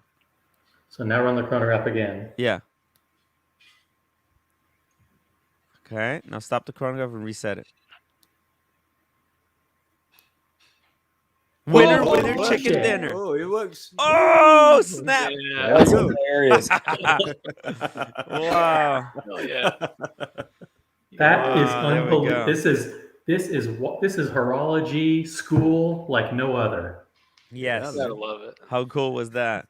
And then, of course, much later, this isn't the actual museum watch. This is actually an automatic. Ooh. But this has the. By the way, this one was list price $999. I got it for $600. Oh. So $600. Cool. $600, which nowadays, if you want to get a Movado today, they list for $12.95, $14.95, and you can get them for 30% off. So you're probably paying around $700-800 for a Movado, and then this is the one I have now. Nice. It's an automatic with there. That looks like a Cellini Movado. Yeah. That's like $1,000. Yeah, these are. I got this one for I think it was another like $600. $600, or maybe it was less. Pretty cool. Looks a bit inspired by Cellini, but it's pretty cool. Yeah, you can see that big diamond. Yeah, check it out. It's a fake diamond. I wish they'd come out with a real like solid gold watch with a real diamond in there. I'd buy it. Seltzowitz. Wow, this channel I is can't actually believe. useful. We I can't believe after it. all this time, you Yeah. guys taught me how to reset the chronograph hand. Man, you were like you had that thing not set properly for how many years? And here you go. We fixed it. 2012. Since How about this? 2012, it was Jeez. fucked up. Can you You know believe what it? you should do, OC? You should put all those watches from your box, right, into a frame, a picture frame, timeline them from left to right, from the earliest one to the latest one, and put it up on your wall. I don't think I'd be allowed to do that, but thank you. Thank you. Oh my god. So Tim, you get the Submariner, and then what happens? I get the Submariner. Let me 1 second. Let me just you just popped my horological cherry. Thank you, Alien Gold. And M3 6-speed nuts sitting in a closet years and keeps far better time than our 10,000 plus watches. Yep. It's kind of incredible. So I have my sub, right? I had this thing in the back of my mind. I couldn't get used to the name Submariner. Like it felt saying word Submariner just felt weird to me. It was like, oh, it's such an ugly name. I like the Black Bay, but it was like Submariner. Why would they call it Submariner? But anyways, that took about 3 months to get used to the name. And by 3 months, I'm like, I already stopped caring about the Daytona. Because, like, when I first got it, I didn't know that it was, like, valuable. This whole thing was, like, wait list, you know? I was like, yeah, put me on the wait list. But once I had the Submariner for 3 months, I was like, this is the best watch ever. Like, the bezel, you know, learning how to set the timer. I was, like, enjoying my time with the subs. Just fuck. However, I thought, you know, you get the Rolex. Everyone's going to be coming up to you and saying, wow, what a cool watch, Tim. It's a Rolex. But guess what? Nobody gave a fuck. So I was starting to think like, oh, maybe I should have went with the Sea Dweller because that's a bigger Submariner. Maybe that will be. But anyways, kind of times goes by. I really get into Archie videos. And then I was like, man, it was already a year past. I had the sub and I loved the sub. And then I'm thinking, you know, let me go check the wait list. Still on the wait list, but it's taking a very long time. I'm thinking, you know what? Let's try to get something else. And what is the best watch? Explorer 2. Right? And I remember because Archie had the Explorer 2. He was always spoken. He was like, fuck, Explorer 2. That's a good watch. And Adrian, the Barkin Jack, was talking about how he used to have one. Like, I think when he started doing YouTube, he already sold it. He was just talking. Right? He never made a video with it. He said, I had it in the past. It was like the watch that I got compliments on. And, you know, that for me, that was like, oh, shit. Submariner is not, you know, that's like a watch that nobody cares about. Maybe Explorer 2. And so we were at, like, Rolex, just checking in, you know, what's going on with the wait list and stuff. And I'm like, and they didn't have them in the store at that point. And I was like, you guys have the Explorer 2? I would love the Explorer 2. And, you know, I'm on the wait list for Daytona, and they're like, you waiting on the wait list for Daytona? I'm like, yeah, I bought the Submariner here. I picked up the Submariner, right? And they're like, oh, okay, you want the Explorer 2? Are you sure? I'm like, yes. And my wife's like, yeah, do it. My roommate, sorry. And they bring it out from the back. And they're like, here it is. Wow. You gonna buy it? I'm like, and my roommate kind of just like, fucking do it. I didn't have the money. She helped me like pay the half, and then I paid over time. I paid it off back to her. But we picked up the Explorer 2. They kind of renewed the lease for the Daytona, and the wait continues. And then my roommate really fucking started liking Rolex as well, right? We were thinking of getting a Cartier for her, but man, time was going, and she's like, you know what? Fuck this Cartier bullshit. Let's get the Rolex. So next like almost I think like next year, that's when she got the rhodium dial Yacht-Master. Damn. Yeah. And that was like 4 years back, right? Roughly about 4 years back. That would be about like 3 years back where she got the Mm. rhodium dial. And that actually, so we got it. That was like me buying it because we bought it on my name. We were like, oh, I'm on the wait list for the Daytona. Do you guys know how long that's going to take? And they were like, yeah, it usually takes about 3 years. We see you, you're on the list. We have you here. You'll get it when it's time. And we're like, you know what? We're gonna also take the Yacht-Master. And we got the Yacht-Master. And then by the end, so we got the Yacht-Master like the summer. And then by the end of the year, we got the call right before the price increase, 2019. Wow. Yeah. NV Scotsman. Hello, Tim. Welcome, NV Scotsman. She must be watching Jenny Ellie. Well, no, she loves Archie. She just loves, she watches Archie Luxury. At first, she fucking hated it. But then she started, those videos where these are shitters. The shitters videos, they just crack her up. They crack her up, I love that stuff, Yeah, I'll show anytime there's anything, like I showed her the video where he was saying Marco. He's like, "You stabbed me in the back. I'm an old man." I'm an old man. She loved He that shit. stabbed That's me so in the funny. back. It's I great showed that- stuff. I showed that to a few people in my life, and they were all like, "Can Yeah. you turn this off?" Yeah, Can you they stop? don't care because they're not invested in it. No, it was just so like gross. They were like, well, this one girl I was seeing at the time, she was just like, she just didn't like it. She's like, I don't like this. Turn it off. I'm like, all right. Yeah, this isn't watching Archie isn't really an aphrodisiac to the opposite sex. It wasn't that. It was just a lot of screaming she didn't like. Yeah, it's entertainment. You have to take it like you can't just talk watches. Like this is great watch talk. M3 6-speed, $5. Great show tonight. Thanks, Tim, and the panel. M3 6-speed. Thank you so much for the super chat. Really appreciate it. Envy Scotsman, who did the 24-hour show? I did. That's why I don't have a hair. It was well, the thing is, it was in 3 parts. The second part was taken down by China. I'm re-uploading it, by the way. I downloaded the video. I'm gonna cut out the part with China in it, and then I'm gonna re-upload that. That's a 9-hour. It was a 5-hour video that at the end got a bit of a prankster joined, put on a bit of a sex tape for us there. So we had to. Shit. Yeah, we have to delete that. We got pranksters. JDG 5167. $5 chronograph good hand. watch talk tonight, gents. Thank you. Chronograph hand fixed for free tonight.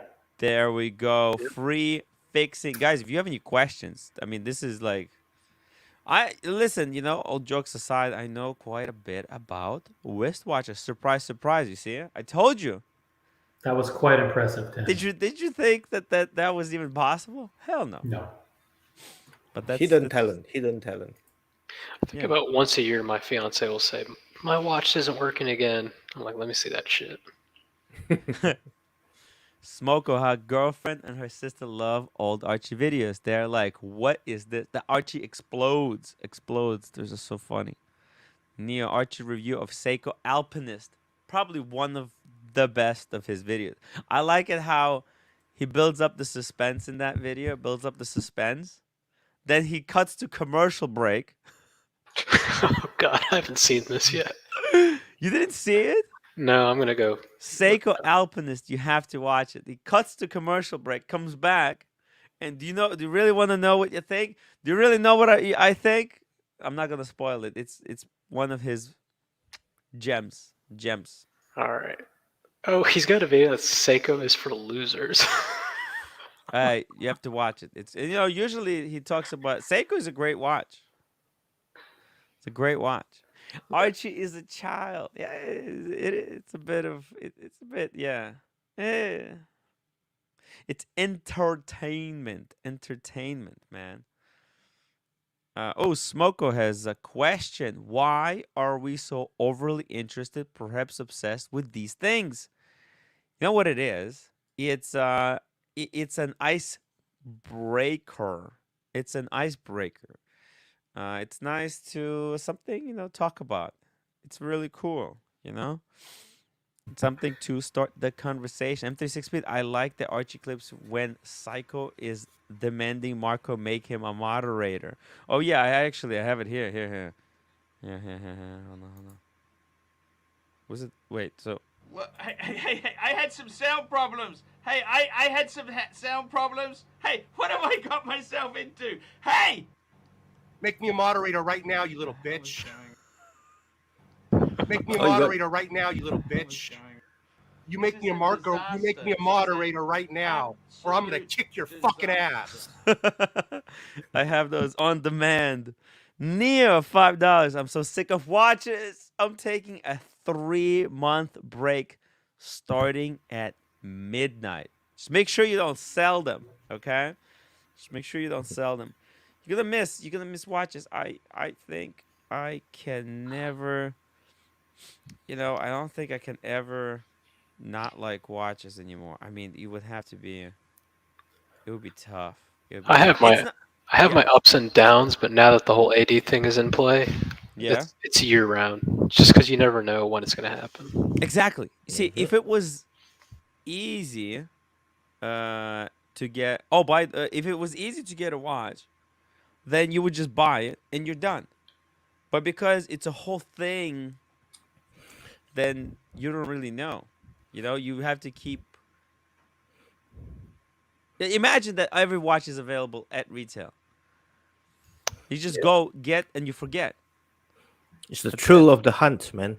Anthony Napolitano, Tim, I egged Rich Buddy on before he did that. By the way, I timed Rich Buddy out because what happened was I told Archie, hey man, we're not doing downvotes anymore. By the way, guys, if you're watching this video, slap that upvote button.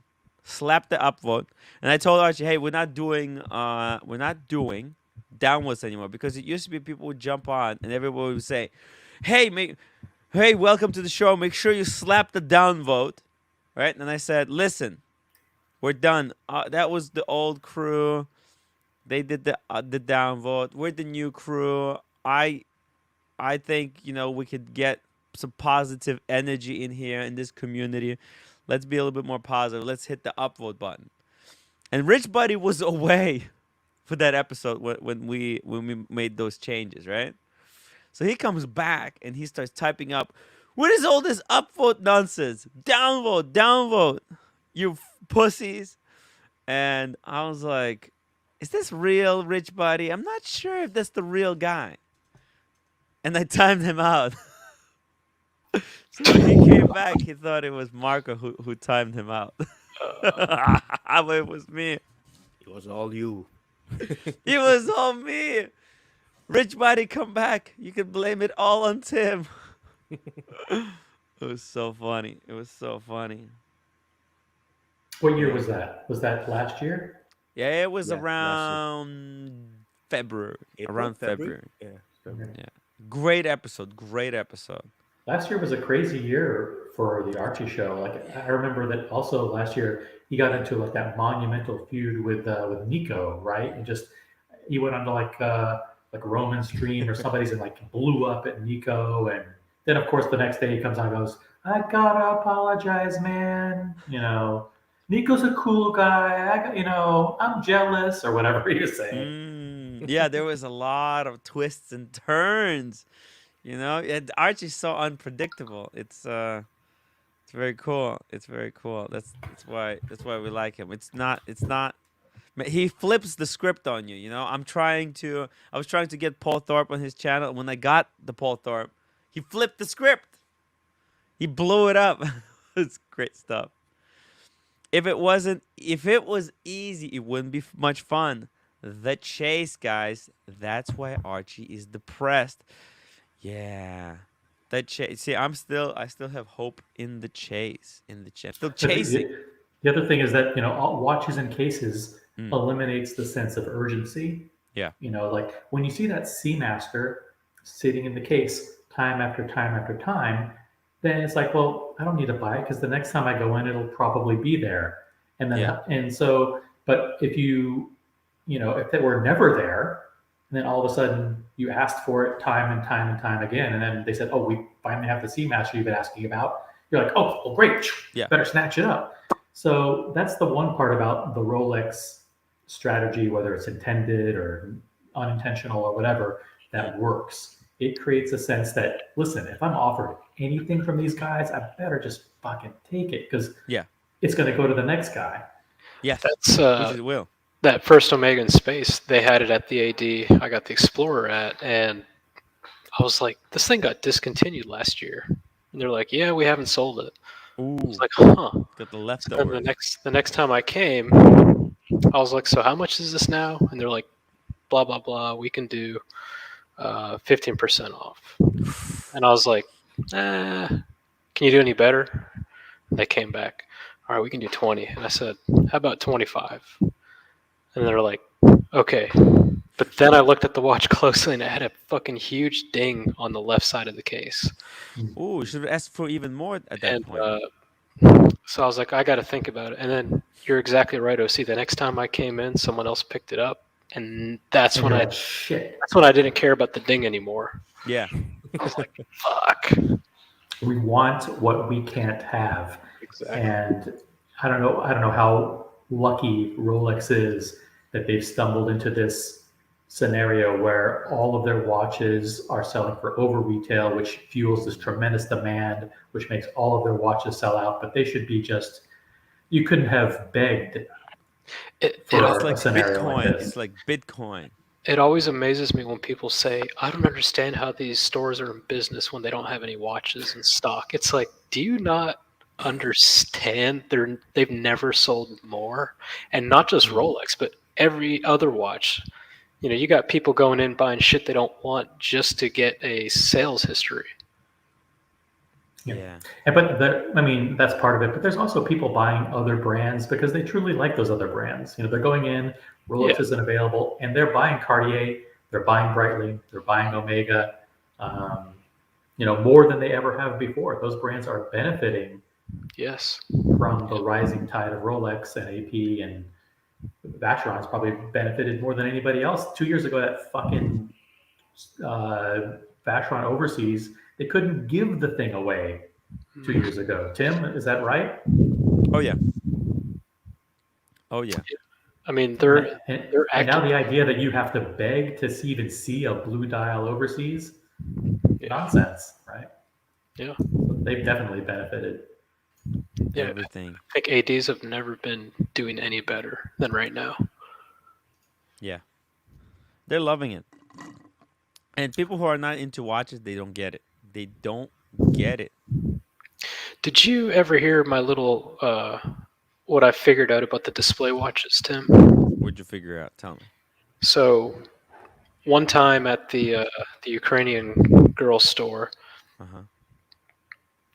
they got their display watches, and I said, "Oh, let's go take a look at some of these." And I just made the off comment, "These are all fake watches, right? No movements." And she goes, "No, these are legit watches." And I said, "How is that?" She said, "Well, they're fully stickered. We've got the box and papers in the back. All we have to do is, or I guess the plan is once Rolex tells them, they send the watches back to Rolex. Rolex will then, I guess, reactivate the movement or fix whatever they did to stop it. Yeah. And then they're going to service them and then sell them." Yeah, because actually the ADs, they have to buy all of those watches that don't have proper working movement in them. Wow. Like I was talking to an AD at the Venetian, right? They have all this stock. They have a couple of full gold watches, all the steel sports, and he's like, "This is $350,000 worth of non-functioning display watches that we had to buy from Rolex to show. And it's like we can buy it if we want to, or we don't have to. No, they're not saying like you have to buy it. They're like, this is just, and if you don't do it, the other boutiques they'll do it before you, and then these ADs are on the wait list for display only pieces. Yeah, and I mean, she had a good point too. She said, "Do you really think Rolex would be making a white gold case for nothing?" She's like, "These watches will be sold eventually." Yeah, and we're just waiting for Rolex to call us and say, "Send them back. We're gonna fix them up and send them right back to you." Sometime later, there's no, or they might like just refund them the money. Who knows? And I've also heard that they can be reactivated in store. I don't know if it's just a special crown they have put in there. I really don't know. No. They can't reactivate them in the store. What? There's JDG apparently a absolutely right on mechanism. the Vacheron. Overseas was in case back then. Yep. Was it in cases actually back then? they were in cases when in last February they were in cases. Watchbox pushed Vacheron. They recorded videos telling us about it. Yeah. All these it's YouTube, the social media presence. If the watch is not on social media, if YouTubers are not talking about them, then people don't know about them. They don't want them. They have No to. single company can make or break a watch brand, but Watchbox does have significantly more influence than most because they make so much content that's consumed by watch enthusiasts. But they also, as a dealer, they try to make the market for a particular brand. They'll go to Mosier. I mean, this is not news, right? They go to Mosier and say, listen, we're going to help build you up, but we want preferential treatment. We want to get X percentage of all your stock. We want it at 65% off. And over the next 5 years, we promise you we're going to build up your brand and you're going to grow by 500% over the next whatever. Organic growth. Yeah. So and they also have capital. So if they want to make Longas worth more than they are now, they take $20 or $30 million and they go buy a bunch of Longas and they start marking them up. Roman Sharp was actively finding FP Journes and selling them to Watchbox. Yeah. Like so that Watchbox was 1 year. Watchbox is one of those companies where they, yes, of course, they're there to flip watches on a short-term basis, but they actually have a long-term view of like, okay, we see Longa being worth triple in 10 years. So we're going to spend $20 or $30 million investing in Longa, FP Journe, Mosier. We're going to buy, I mean, they bought Debethune. They actually bought a watch company. They're a lot different than, a typical secondary reseller. Joe Kramer. Ooh, Timmy.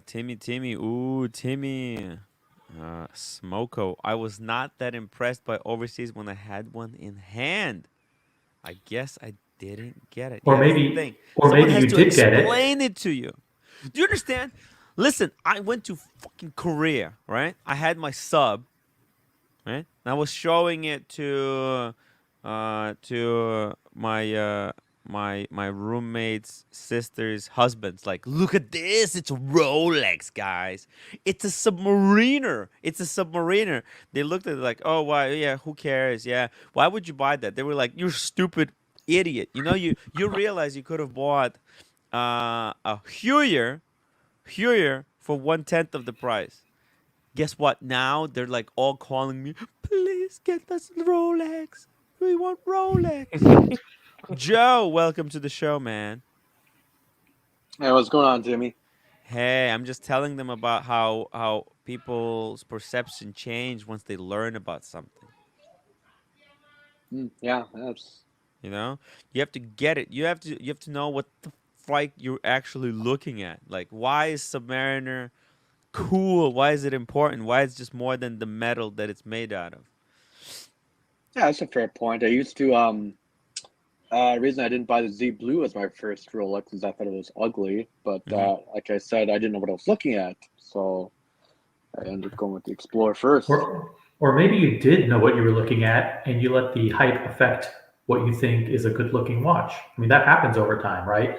Like there was a comment just 2 seconds ago, like I saw the Vacheron overseas and I didn't like it, or whatever. Well, maybe you were right then. Because you didn't know what it was. You maybe have it's to still- know. Someone has to like be like, hey, man, slow down. I'll explain it to you why it's a cool watch. Okay, in-house Yeah, that's very true. movement, gold rotor. It's it's got history to the 222. It's steel sports. Look at the micro adjustment in the bracelet. It's got 3 bracelets that you can swap. It's cool, man. Think of this, Right. though. It might be cool, but you got to be a big baller to just drop that kind of money on what someone else thinks. Like if the watch doesn't speak to you, it's a hard pill to swallow. Like I don't know what Vacheron overseas go for. What is it, 40,000? Oh, they said 22 grand for stainless steel, isn't it? Yeah. So imagine having the money to drop 22 grand just because someone convinces you it's a good watch. Yeah. Like you got to be loaded. But that's Well, how I mean, I get luxury what you mean, sales but are. 22 grand isn't unrealistic. Granted, if you can get it at retail, which is impossible nowadays. Yeah, but if you're looking at an overseas, though, you probably have a lot of other watches you'd prefer, or not prefer, but enjoy as well. But what was an unaffordable watch became an affordable watch. I'll tell you why. Because it used to be 20,000, but it used to sell for 18 on secondary market. Yep. Okay, it used to be that's expensive watch, but now it's still 20,000, but it resells for 40. So now you're like, well, the formula is completely different now, because now you think, oh well, if I buy it, let's say I sacrifice some other things, but if I have to sell it, that's like they're giving me 20 grand.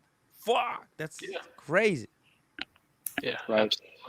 Say, Timmy, I got a Yeah. question here. Yeah. I actually wanted to ask Archie, but he started a little sooner than expected. Yeah. So make a long story short here. One of my mates, right? He shattered the crystal on his Wimbledon Datejust 41, and he sent it off for service and whatnot. And Rolex service came back and said we'd like to replace the dial because we see some swirl marks on the dial. And we're concerned that there might be fiberglass or microscopic shards of glass in the dial. Seems reasonable enough. So he goes along with it, and last couple of days he's been kind of second guessing. He's like, did I shoot the value of my Wimbledon out the window? Because it's now going to have a service dial in it. He's wondering if he kind of pretty much made the value of his Wimbledon, cut it by half now. It's going to have a service No, dial. not at all. Not at all. It'll have a service card, but those service cards don't say the dial was replaced. Can he keep the old dial with the No, damage? he couldn't. No, he couldn't keep it. He asked. He said, "Well, is there any way, like, I mean, probably they're just willing to burn leave it. the dial in for him, but they said, at that point, if there's anything else that mechanically goes wrong with it, God forbid there was a glass shard that got snuck underneath the dial when they would put the new movement in, or not the movement in, the movement back in. I guess it was kind of going to be, what would you say, purely circumstantial on the warranty at that point. So he said, well, it's not really worth sacrificing the warranty if it's going to come down to that. Which I agree. That I think that would still be the smarter move if Rolex is going to give you lip on saying, well, you don't replace the dial, your service might be touch and go. Or your warranty, excuse me. I don't think Rolex will do any work on a watch if they won't service or if they won't guarantee it after the fact. Yeah, they simply won't. Like they won't put a crystal on a watch without servicing the movement. Really? Yeah, yep. And it really depends because I guess initially what it's like $700 to work on the movement even if you're just pulling it out and whatnot. But given that it was just a crystal, they did the service part for free, I guess, and he's just been charged for the crystal. Yeah, you got to remember too. It's not like it's a vintage GMT or Daytona where it matters if it's a service dial. This is like a relatively new model.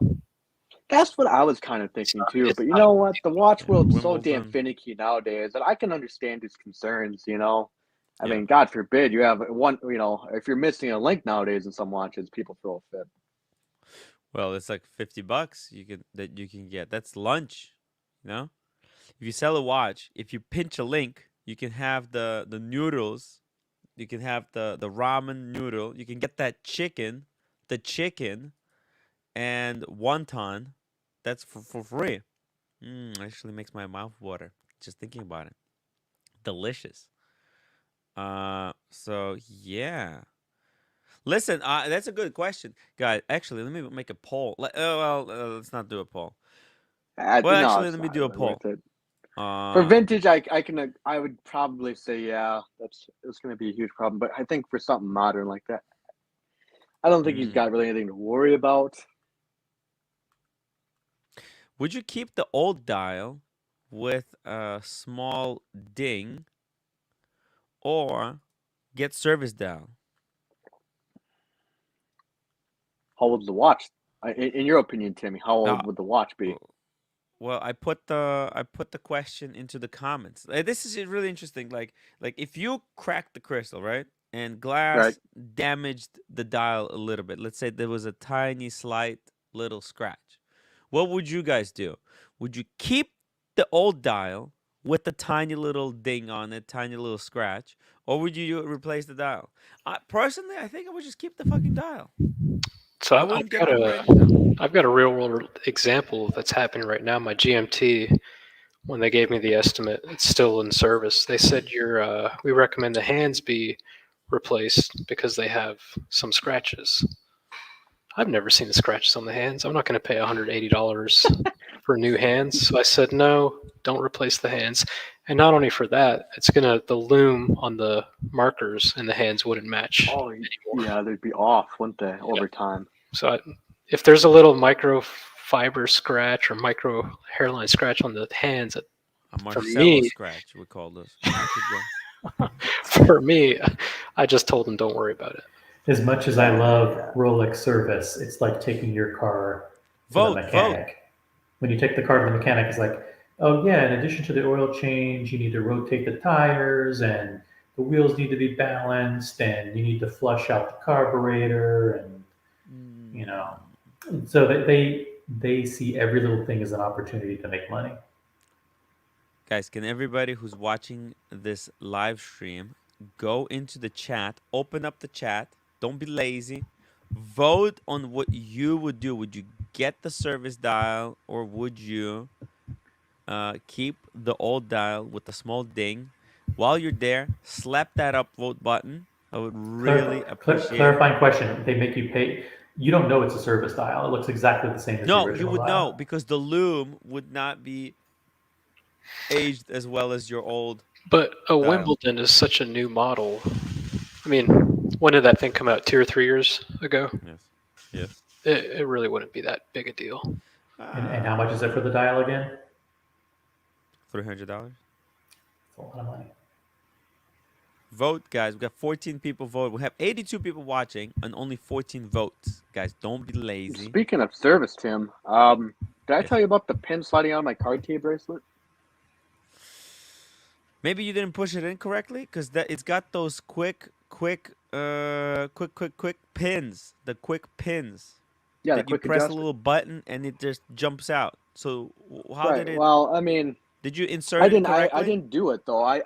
So long story short, I had Cartier drop 2 links on before they shipped it to me, and then remember I told you my pin slipped out of my Rolex Explorer. So yes, I had them readjust. I had them drop a link out of my Cartier when they dropped the pin, put the pin back into my Rolex Explorer.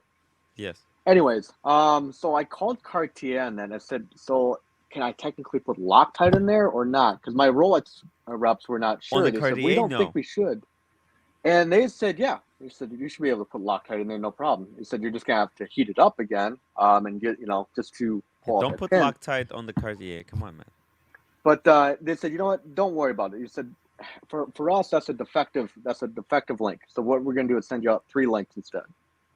Damn. So I'm like, okay, so do I have to send back my original link when I pull it up? He said, no, we're not Rolex.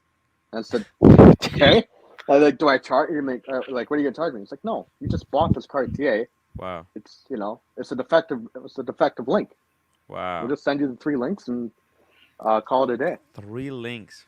Nice. Shit.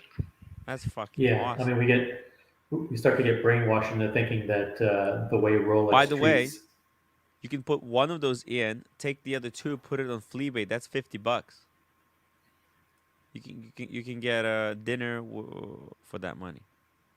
It's a little tip.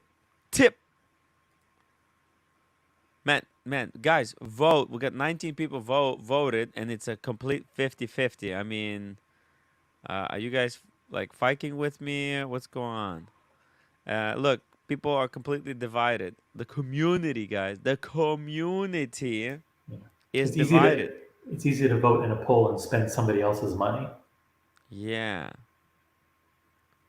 Remember, when you get the service dial, you have to pay the moolah. You have to pay the piper. Some people forget. Here we go. Timepiece Mickey says it's gonna be about $440. Do you keep the old one with the slight little ding, or do you pay $440? It's ridiculous. I should ask them if they're going to give that to him for free or not on that dial. I highly doubt it. Yeah, they're not gonna. The dials. Because the only thing, I mean, he dropped it on his hardwood floor. That's just unfortunate timing. Alex, Tim lost his charm after he lost his hair. No doubt about it, man. Yeah. It's He's been not tough. charming anymore. Yeah, I'm telling you, some people said someone was saying, "Yeah, but you got a lot of money for that." And I told him, like, "Listen, the thing is though, I was getting super chat. The only reason I was getting super chats was because of my beautiful hair. Now that I cut the hair, that's it. The super chats they've dried up. That's it." Wait, Yeah, I want to ask you a until the question hair to comes back. Timepiece Mickey, because he said for the Milgauss it was the Milgauss if you're going to get a new crystal it's $440. I read on the Facebook forum for Rolex that it's $800 to replace the crystal. If we're talking about the Z Blue crystal, I could be wrong. The more beautiful the dial, the more expensive it is. Rolex charges like. No, he's talking about the crystal on the Milgauss. Oh, Yeah, the just the crystal alone, because I mean that's a huge difference between. Oh, that's unless he's just talking about the standard one, which that's quite possible. You know what Rolex wanted to charge me for my grandpa's watch? They wanted to replace the bracelet, 2-tone Datejust. 5,000. Yeah, $4,350. I was like, no, you can keep the original bracelet on and don't fucking keep it, please. Wow. It's outrageous, huh? Nothing is free, guys. That's what they charge for those bracelets. Yeah. It's hard. Guys, vote. Let's do another at least 2 more people voting because we got 28 people. Can we get 30% of people who watch voting? Not only that, but when you shaved your head, Tim, your audience was like 70% female, yes, ages 20 to 29. I lost the 3 women who were watching my channel. I lost those viewers. And now they're consuming all of Oshin's content 24 hours a day. Man. Yeah, I lost so many subs, by the way, after the head shaving. It's very sad. And there's no more super chats. We've done 2 hours, and we've had like $20 in super chats. Hey, $20. I'm glad for $20. You know, it's gonna pay for the food. The food. It means I can stay alive. Tim, can you eat a donut and have a panel do 2 push-ups? No. I'm not gonna eat food for super chats anymore. I'm gonna do push-ups though. Let me go. Should I get my Patek polished or keep the small dings? Ooh, keep the small dings for now. The small dings have a bit of a charm. What do you think? It depends on the model. It depends how old it is. It depends if it's going in for service. Yeah, it's gonna be so expensive to get those dings out. I think Archie paid like 3,000 to get the ding out, and then you're just gonna ding it again. So who cares? Jesus, yeah, because it's like white gold, isn't it? I'm assuming, Yeah. anyways, if that's the Patek he's talking about in the photo, it's white gold. So Yeah, white gold is very soft. yeah. Why? That's just keep the small dings. I like the small dings. Just remember where you got them. It's cool. Okay, I closed the poll. We got 30 people voted. 56% of the people who voted said keep the old dial. 43 said get the service dial. It's kind of a 50-50.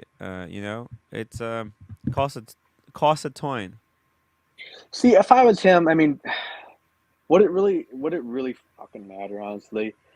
It's not like you're gonna be able to notice the difference between, even if I don't know what he did with the hands, but even if he got a different dial and kept the original hands he got the watch about a year ago. So is it really going to freaking matter, honestly? Unless you're going to sell it, which I don't know. That's entirely up to him if he wants to openly admit that it's a service dial. DJC, can you send only the head of a watch into Rolex for service without a bracelet? I think for the pre-ceramic, it's okay. For the new one, you gotta have a really good excuse, I think.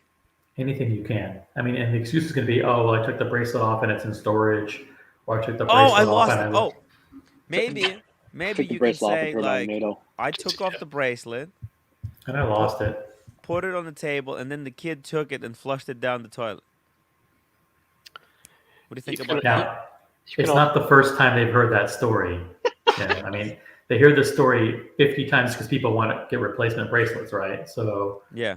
So your ADs can still order 5-digit bracelets from Rolex. Yeah, I actually, for my Pepsi, I want the Oyster bracelet. That would be cool. This is what we need. We need a fundraiser for the Oyster bracelet for Tim. I think. What do you think, Pepsi? Let's do a bit of a poll. Another poll. Pepsi. Is it Jubilee, or Oyster? What do you guys like more? Depends on the brand. Oyster. Ooh, Oyster. Wow. Chris Vince's Patek comment does not recommend more than 2 to 3 polishes over the lifetime of a watch. Yeah, you have to think. Do not get those things polished. Even Patek, they're best at polishing. Chris Ooh, Vince's this poll comment is of the night. vicious. The dog ate my bracelet. Holy! Oh, the dog ate my bracelet. Nice. Tim, if you don't Timmy, send I'm the so close bracelet, to they selling will this send Grand it Seiko. back, or they have you buy one. Yeah, I would love to buy one. I would love to buy one. How much do you think they charge it for it? $1,000? $1,500? Steel? Yeah. I think it's like between 1,800 and 2,100, somewhere around there. It's expensive. By the way, the wizard. The wizard said he would sell me one if I had the money. He said he has. What You think do they're you need a real, or bracelet do you for? think they're fake? Which bracelet? Oyster bracelet for the Pepsi. Half on Smash. Tim, I have a Pepsi on Jubilee as well, but want to get the Oyster. Wait, Oyster dial as well. What do you mean Oyster bracelet? Oyster.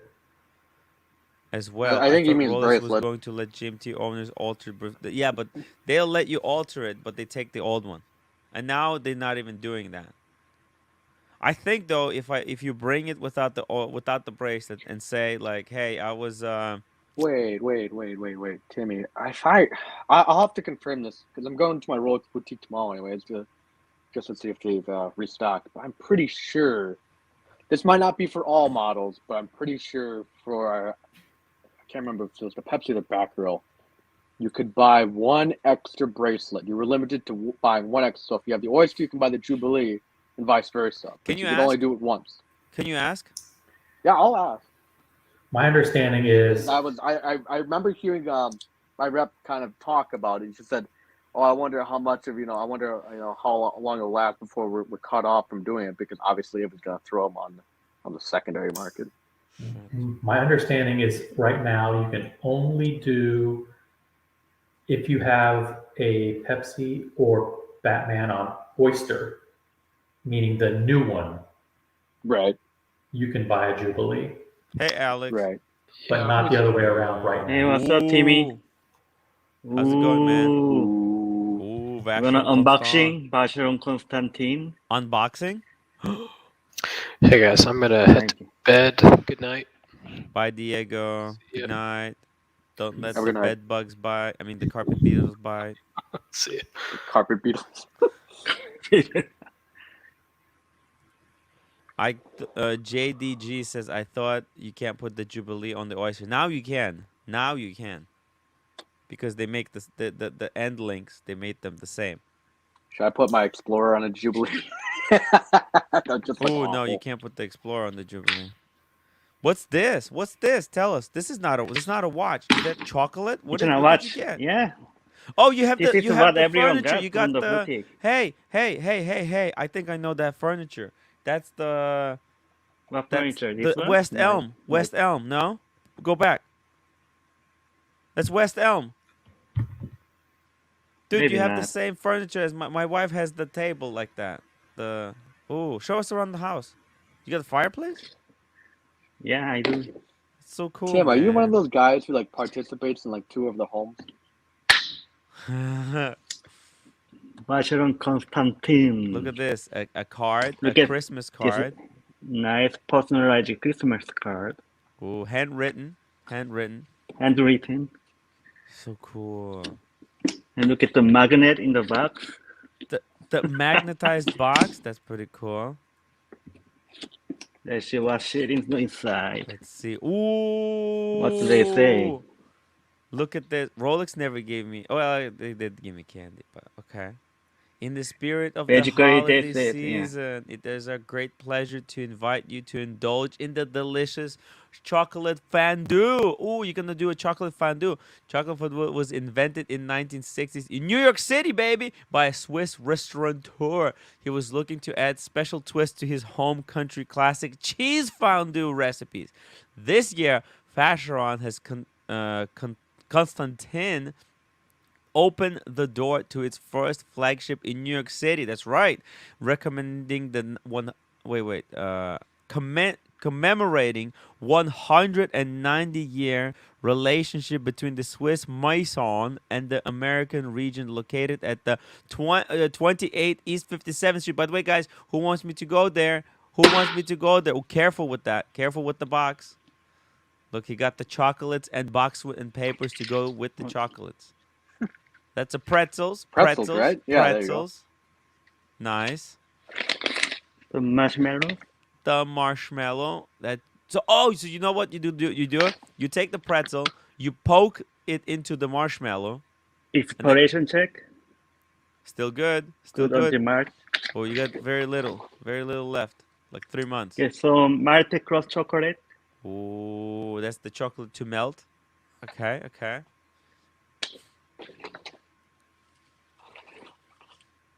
Oh, that's this is the extra chocolate I can hazelnut chocolate. That's For you're gonna have to fondue. heat it up. Get the. You're gonna make it now. Let's do it now. Live for everybody. That's to put the marshmallow on. You put the marshmallow.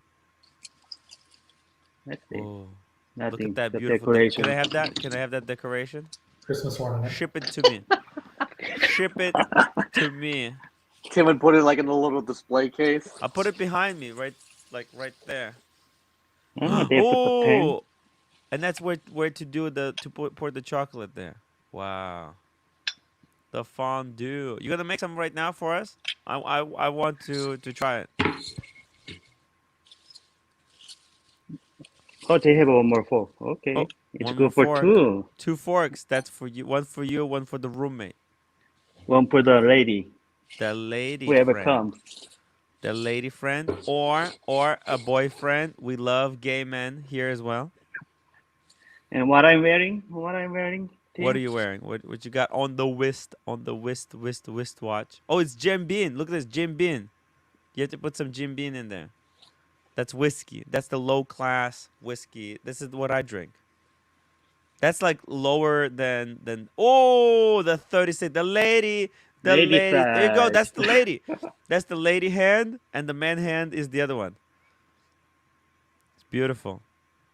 Beautiful. Oh, it's only 9 o'clock. It's 12 over here. Your watch is wrong. Come on, I live in West Coast. You know that. Al says it doubles as a helmet. Anything else in there? That's it. That's it. I think, Tim, you can But use that that's as a pretty replacement nice hair. gesture, right? I From would the eat boutique. that. That low calorie. Yeah, I feel like Tim would think like, oh, they said licorice.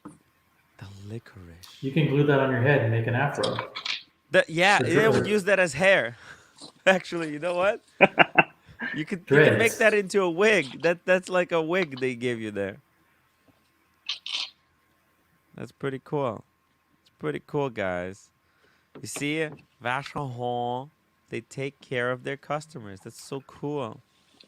The golden pine cone. Yeah, my Put that on Rolex your lady Christmas didn't tree. give me any shit. Yeah. By the way, in the poll, Pepsi, it's basically 70% for the Oyster, only 30% for the Jubilee. People really love the Oyster bracelets. The Oyster bracelets. They seem to be very cool. So what's Alex? Yeah.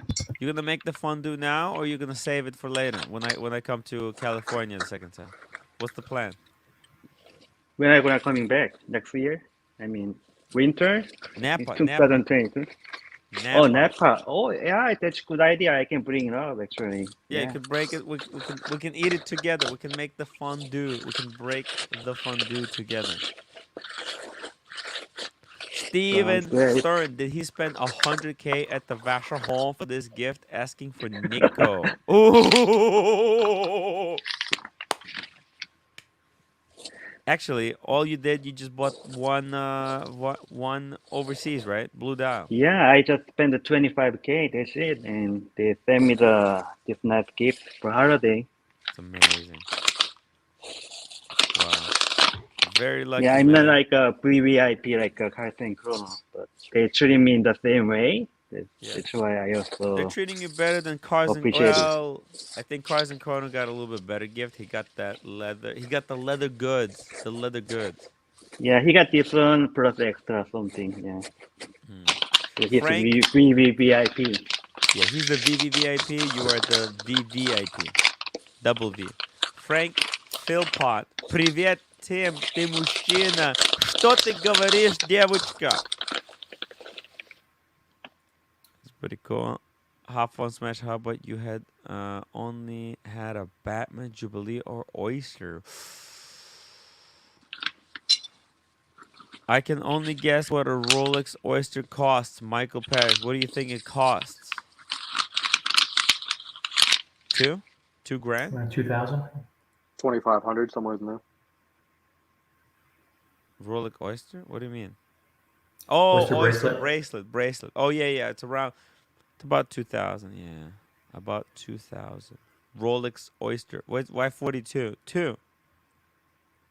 Yeah, 2. Yeah, 2,000. Man, what the hell do I have to? Do I have to cut off the pinky finger for you guys for 2,000? I mean, I don't know. Okay, it's past my bedtime. Oh, Gotta see. go. Good night. Oh yeah, it is Good 12 night, a.m. everyone. here. Good night, everyone. Good night. Good night. Joe. Yes, Timmy. How you doing, man? I'm doing all right, Timmy. Today's Sunday. What's the plan? What are you doing tomorrow? Are you working right now, or did you harvest everything? What's the plan? No, tomorrow's pretty open for me. I mean, during winter, to kind of put it in a nutshell here, during winter, farming here pretty much goes on a hold. So like, I really probably do 2-3 hours of work during the What do day, you and it's do? pretty What much do you do? open. So pretty much do the usual things. I mean, especially nowadays, make sure the water tanks aren't frozen, make sure everyone's alive and kicking, feed. Oh, you have And animals. Do you have animals as well, besides just like a field or something? Yeah, yep. So attend to the animals, make sure vehicles still run because Oil the yesterday it got tractor. to negative, what did it get to? Negative 26 degrees yesterday. So typically start up all the vehicles, let them run for a while. That way they just don't have dead batteries in them. Cool. And then just sit down and do book work, kind of figure out the numbers for next year. And that's about it, essentially. Interesting. How many animals do you have? Too many for myself. Yeah. When are you gonna find someone to help you around the farm? I technically do, but I mean it's a lot easier said than done, and because when you do something like that, it's not like hiring an employee at Walmart where they get like their own healthcare and stuff like that. It's more or less if you hire somebody out here, they're more of a liability than anything. Really? So you gotta have like pretty decent insurance, which I do. Shit. But you still have to kind of know what the hell you're doing and whatnot when it comes to that kind of a situation. Yeah, it's kind of like making a watch, huh? It's can't trust anyone, right? Because it's a tough type of gig. Most people don't know. Like you really need. That's the thing. Like you really need some family members to kind of help you around. They typically tend to be the worst, but that's beside the point. But tomorrow I am going to I'm gonna stop at the Rolex boutique tomorrow and talk to the girls a bit and see when their next stock is going to be coming in here because I know the one in Twin Cities said they wouldn't allegedly have stock till February. We'll see what their stock's going to look like. Like I said to him, I'm really close to dumping this Grand Seiko here. If I can get this guy to clamp down on it. What's the sale price right now? I'm gonna absolutely get gutted out of this piece of shit watch. So they're brand new, $3,200. How much did you pay? I paid retail because they were over retail on the gray market. Oh, they're gonna sell you some Rolex though, right? I don't know if I really want Rolex. I've pretty much gotten everything I wanted from Rolex, essentially. I want to entertain the idea of a two-tone Datejust. Other than that, I don't know. If I can dump this Grand Seiko, I might get an Omega Aquaterra again. Aquaterra again? No, don't go back to Aquaterra. You're just gonna dump it. Maybe, but it would make for a nice daily beater. Yeah, you have the tutor. No, you got the Black Bay. No, I flicked that already. I flicked it within 24 hours. You should have kept that. That's a great daily beater. Or just use your Cartier as the daily beater. What's wrong with the Cartier? I don't really want to use the Cartier as a daily beater. Not to mention, like, come summer, it doesn't have the quick adjust on it. So I want something with a quick adjust on it. Quick adjust. Hop on Smash. Everyone's but Tim's vacations screeching to a halt. Technically, I was never on vacation. I was working triple, quadruple shifts, right? When everyone's was on vacation. I mean, it kind of feels like I'm on a vacation when I'm doing this thing, but it is kind of my job, right? What do you think? Am I on vacation, Joe, or am I working? I don't know. I guess I don't know. It's hard for me to kind of make that judgment. It's a tough type of shtick. It's the type of shtick that I'm doing here. Joe. What it could do, Timmy. Yeah. I mean, this is just kind of fucking around with my head. Mm-hmm. Get rid of the garbage Seiko. Yes. And then sell my Cartier. You just got the Cartier. On the wait list. The ladies love the Cartier. You got that blowjob because of the Cartier. Jump on the wait list for the rose gold medium-sized Cartier Santos. Oh, no, you don't need the rose gold Santos. Forget about that. I don't know, Timmy. I mean, I'm pretty partial to rose gold. I mean, hell, you could dip a Grand Seiko into rose gold and I might actually buy it. Full rose gold? Yeah, I mean, I actually, Dude, you I know, wouldn't you mind a full realize gold piece that, watch. I wouldn't mind a full gold watch just in general. dude, the Bear bought full gold. I don't know whether it's a rose gold or yellow gold. Full gold Cartier for like 28,000. Yeah, they're like 32 grand retail. No, I think they're. Well, let's see. Let's just see. Hold on a second. Let's just back the truck up. Okay, Joe, back the truck up. Beep, beep, beep. Back it up. Okay, let's just back it up. Just slow it down, Joe. Slow it down. Hit the brakes. Let's just calm down here. Let's see it. Let's just pull up Cartier. Man, their website is fucking slow. Oh, it reminds me. I actually need to buy some Cartier fragrance. I'm almost out of my Explorer. Ooh, you're buying Cartier fragrance. So, ooh, that's a good idea. Okay, here we go. Here we go, Joe. 35,000. Okay, it's a lot. That's a large. 36. That's a large at all. That's what? That's a the large. one. I would Yeah, need you're a right. medium. Okay, let's see the medium. Let's see the medium. There's the blue. The watch freak got. Shout out the watch freak. I wish they would do that. Blue dial and a medium. Yes. Blue or such black. a, I love this black one on the medium. Wow, that would be so sexy. The black one. I hear Cartier's rubber straps are actually pretty decent. Yes, they are. Yes, they are. They're gorgeous, man. They're gorgeous. They're beautiful things. Let's see. Still not I there. almost Look, bought I the don't even two-tone think they Timmy. make the meat. Oh, no. No, they make it in full rolls. There it is. Yeah, medium. There's the There you go. medium one. 32,000. Yeah. So by the time 32. you're walking out the door, essentially, what you're probably at 34 with taxes and everything else included.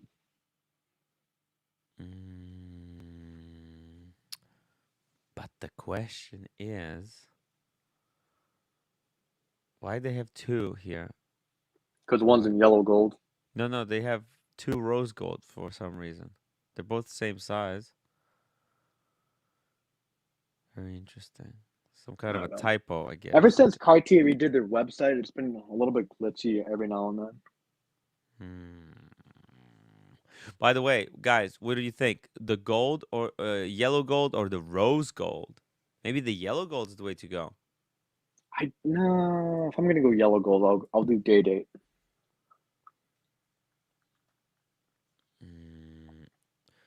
One second here. 1 second. See, initially I wanted to go for a Vacheron, and I've talked about this with you, Timmy. I initially wanted to go to Vacheron, but you know, after having like a come to Jesus moment, I just realized the Vacheron overseas is not gonna fucking fit me. So I just have to kind of take that idea and throw it out. By the way, you know that Santos, the yellow gold, that is Elton John. Elton John rocks this piece right here. In that case, no, then absolutely not. No, thank you. You don't like Elton John? No, I'm just fucking with you. JDG5167 Grand Seiko would charge $50K for full rose golds if they ever made one. I think they $50K for a Seiko. Yeah, that's crazy. They have the the Crater Ichiwawa.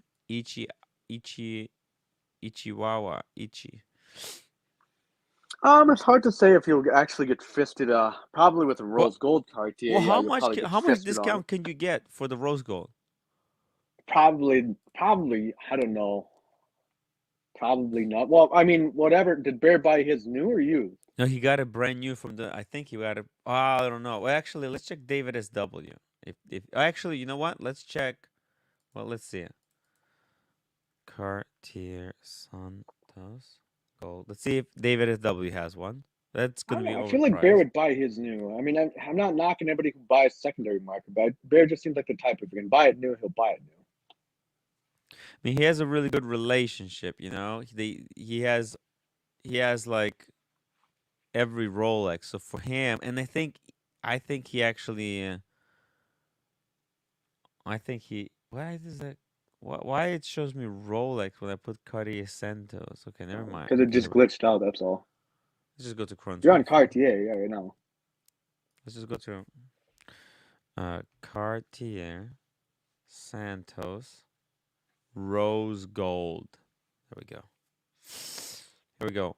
25,000. See, look, there's 26,000. There's wait. That's with the skeletonized movement. That's 135. That's way too much. Here's the thing, though, Timmy. Like, if I'm gonna go for something like this, I'd want it new, because I can't imagine a used. Respectfully speaking, I can't imagine a used Cartier in full rose gold looks. You think it would be way too good. abused? I think it would, even if it was gently used. Well, you understand that if you get this piece, you can never sell it. Look, there's one for 26,000.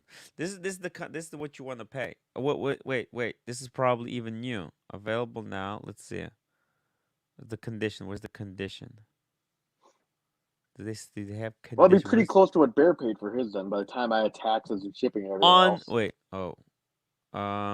Gear protection unknown typically means that it's been used, but I'm not really even. I don't see any usually that bezel is scratched to fucking hell, but this looks minty. Look, that looks minty.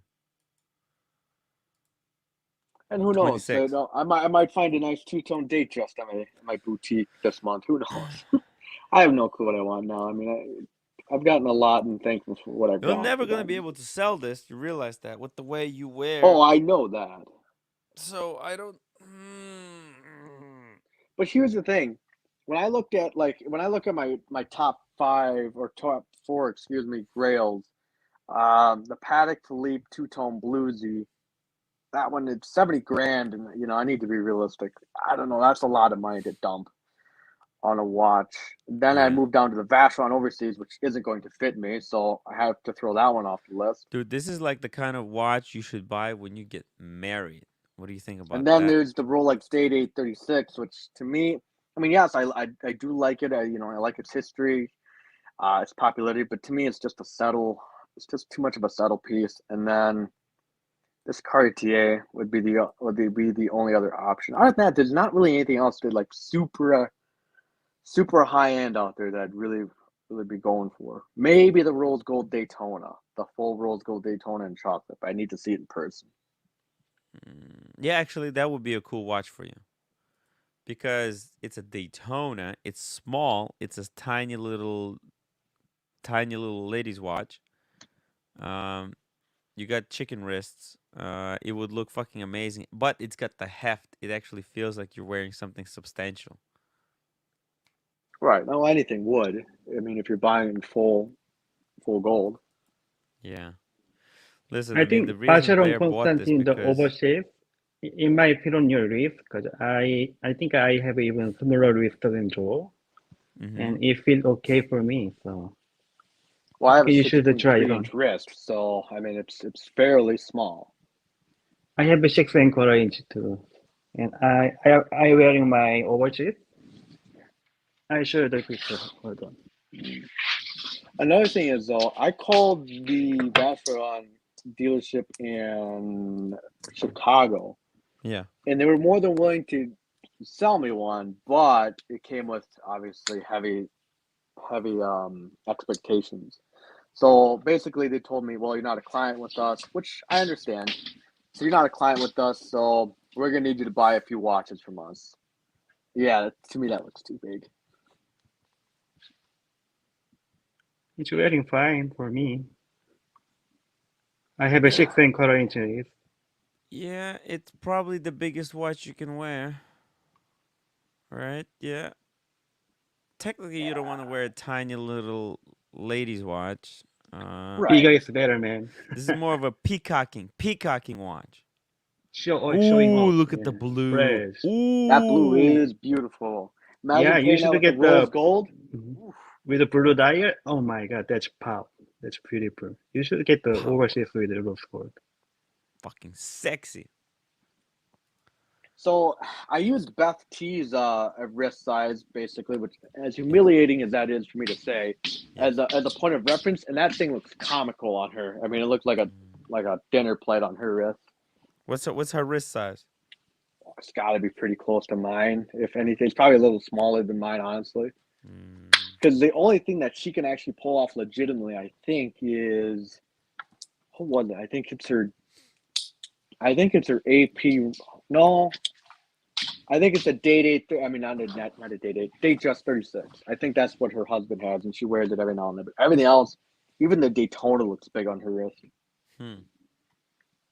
But anyway, back to what I was saying. Like the Chicago boutique basically just told me, we want you to buy some Breitlings, some Tudors, some Omegas, and then we'll consider putting you on the wait list for dress Vacheron, and after that, we can see where it leads, which I'm not in the mood to start all at the bottom again.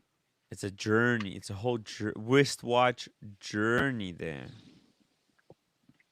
Interesting. Half a smash. I already learned my Cartier lesson. Sitting on a Pasha C-Timer Chrono 22, although it has so much sentimental value. Yeah, but to be fair, I mean, I respect the Pasha. I mean, I know it's a very niche thing, but if it's like the JLC, if you're gonna buy one JLC, you got to buy the reversal. If you're gonna buy one Cartier, it's got to be the Santos. Yeah. Hey Joe, how do you like your Yacht-Master 40mm? Do you love the watch? I really like it. Right? I love it. I'd buy it again. Have you ever considered 40mm Yacht-Master full rose gold on Oyster Flex? You mean like the 42 mil? No, 40mm rose gold on Oyster Flex. That's around the 28K. I guess I wouldn't oppose it, but I bought the Everest rubber straps for mine, so kind of it's essentially the same, not the same thing, but you get what I mean. It would be so close that it would seem redundant buying the full rose gold now on a rubber strap. Yeah, that's Timepiece true. Mickey You can night, flip guys. it. My first. It was fun. Thanks, Mickey. Timepiece Mickey. Welcome to the wristwatch community. The new guy, guys. The newbies in the chat. Ooh, and no, to respond, I would never. The rose gold Yacht-Master would be the very last watch that I'd ever sell. Like that one, I would never sell. Just due to sentimental value, and yeah, I see. It's that. But anyways, yeah, I mean, I see like this would be a very niche thing. Once you agree, Tim, like the customer has to be searching for this watch.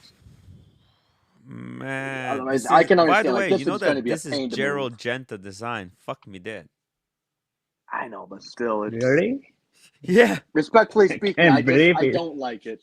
Yeah, man. Oh, yeah. It's brutal. It's brutal. The brutal truth. Something you didn't want to know. But it makes sense because think about it. Integrated bracelet, right? It's a different type of thing. It's also, by the way, it's got this crown so there's a crown underneath.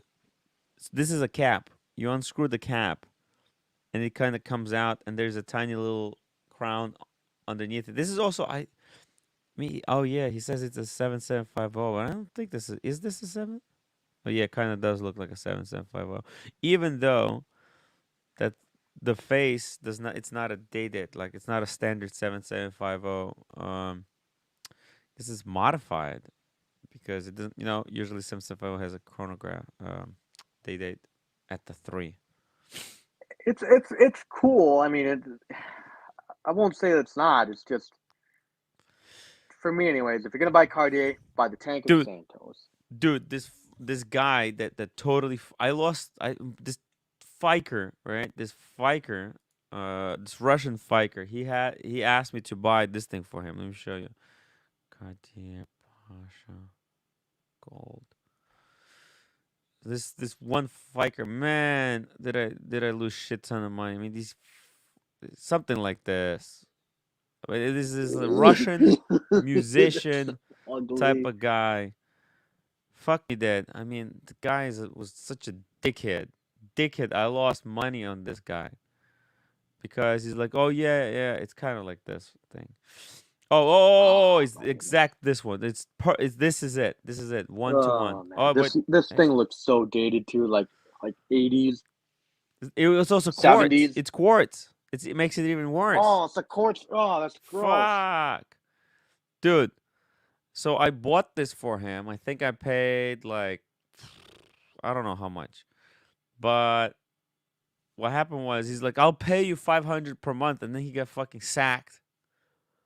And he's like, oh, I'll pay you later. I'm not working right now. I'm like, I don't give a fuck. You're not working. What? I'm not working. I don't have money to pay. So give me the watch back. You know, like I'll hold on to it. You know, it's like, what is this? Did you hear about this shit? Like, he was paying me like 500 per But month. oh my god, What kind of bullshit is that? Talk about so a anyway, watch that so only a he mother gave could me the love watch type back. He thing. said, "No, but don't sell it." I'm like, yeah, I'm not gonna sell it. Fuck. I went to the fucking Diamond District. So I think I fucking lost like $1,000 on that, helping out. So Hoff said that fucking was his Russian guy. first Never luxury help, watch? guys. Joe, never help a Russian guy. They will always screw you. I'm not Russian, by the All way. right, I'll I'm take that Ukrainian. under advisement. But Hoff said that was his first luxury watch. Look, Hoff, you technically did better than me because my first luxury watch was a Quartz Tag Heuer. Yeah. Quartz Tag Heuer. The For Perth Aqua Luxury? Racer. Say it again. What? Say it again, because I didn't hear what you said. No, yeah, my very first luxury watch was a Quartz Tag Heuer Aqua Racer. Oh, okay. That's okay. Fair enough. I mean, it's not like the end. It's garbage. okay. If it would have been an automatic, it would have been easier to fucking move. But I took a huge loss on it. Yeah. That's why my Tag Heuer Carrera, I didn't sell it. I fucking gifted it to a Korean family member. Technically, my The Carrera wife. isn't too bad though. I mean, it's not terrible. Yeah, no, it's beautiful. Carrera has at least got the beautiful design. It's got those flowing lines. Look, I'll show you which one I had. They're a bit chunky. Carrera twin time. This is what I. Whoa! What happened? Oh, I spelled Carrera wrong. This exact one. Like that. See, yeah, I considered a Carrera very early before a Tudor, actually. But after my first experience with Tag, I kind of just distanced myself from them. But yeah, no, I think it's a good looking watch. Right? For like if you're just starting off, yeah, fuck it, why not? Or if you just need like a casual dress watch, fuck it. Yeah. Wait, this is some. I think this one is special. Because. Wait, is that the dual time? Twin time. Yeah, twin time. There you go. Yeah. Okay. I think that one Speaking was a of little bit white more dress special. watches, Timmy, I'm itching for another dress watch. Actually, I really am, but it's not what you think it would be. Get this one. This is cool. No, it's actually the GMT function doesn't work properly. It's a reverse GMT function. It's useless. Yeah. Actually, I have a video about when I was in Korea a couple months ago. I was reunited with this watch for a short time. I made a little video, a story of this watch. It's bullshit, man. I bought it. So me and my wife, we picked it up for $2,300 at Woodbury Commons. As you can see here, they sell for like 15. Look, there's one on a steel bracelet for 16. Oh, I think these are the new ones, the blue ones. This is the remake. What do you think about I these like remakes? the remake Carreras. I really do. I think they look good. They put the date at 6. That looks way more balanced, right? And the blue dial, that looks sexy. Oh yeah. You're right. But Timmy, I'm actually, I'm considering the JLC. I think it's the annual calendar. JLC annual calendar. The one that's like 15,000. But I need to buy a watchfinder for it. Triple calendar, yeah, or complete calendar. The one came out 2 years ago. I just think it's a really clean looking design. It's 15 grand. That's the kind of the kick in the balls with it though. Reversa? No. It's, JLC part of Master the complete Ultra calendar. collection or Master collection. Excuse me. I'll look it up real quick. JLC Master. Oh, one of Either these. complete Is calendar it this one? or Close. It's pretty close. Because I hate this thing. The date, the date, they're so fucking tiny. Look at this. that one. Tiny little date. It's garbage. I hate this. I'm sorry. It's not that one. Oh, look at this, it's by pretty the way. similar to it, It's though. got look at this. Check it out. It's They got a have the pointed one date. with the chronograph. Actually, they Yeah, have the one with the with chronograph. Yeah. looks good in my opinion. Check out the date here. When it gets to 15, it jumps over the moon to 16 on the other side. That's pretty cool. It's like a retrograde kind of. Yeah, it's the Master Control chronograph calendar. Master Control chronograph calendar. Yeah. Master Control. So this watch just came out a couple years ago. So I expect they're gonna release a different color of dial this year. Thing? Yeah, either blue or green, maybe. Yeah. Jaeger-LeCoultre. Need a good discount on JLC. Sam, Joe's talking about Doctor Strange watch. Isn't that the Memovox? Is what Doctor Strange wears? It's either it's either the Memovox or the Polaris he wears. No, he's wearing the perpetual calendar actually. Yeah. Perpetual. I don't know. I This just is what think we're it'd be talking about? different. It'd be different it'd be something that would add a unique touch to my collection. But like I said, I'd have to get a watch winder for it because there ain't no way I'm gonna keep that thing running all the time. Dude, just by myself anyway. Joe, Tim, they have a Joe, this is so stainless steel. complicated. Why you need this complication in your life? Don't you have enough sheep to worry about? Like, why do you need this? I need complication of my watches. I need complication of my Too watches. many I've got too moving many pretty simple pieces. cool. It's green, as Green Room so pointedly said. Joe, think of simplifying your life, not making it more complicated. Too many moving pieces. I'm getting rid of shit. I put stuff on eBay yesterday.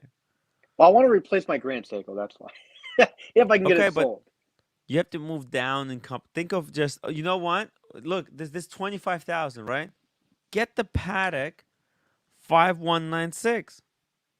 Get the Archie's Patek 5196. Look.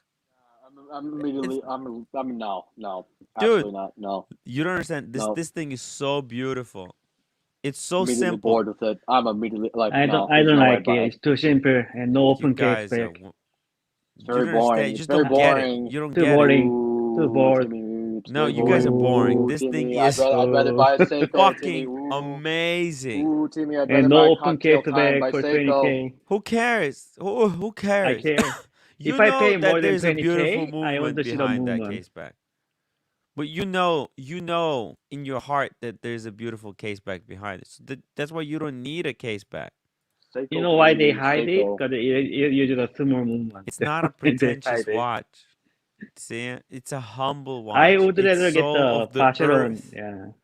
It's soul of the earth. It's not for saying, look at me, I'm a peacock. It's not for that. It's for you to enjoy when you're alone.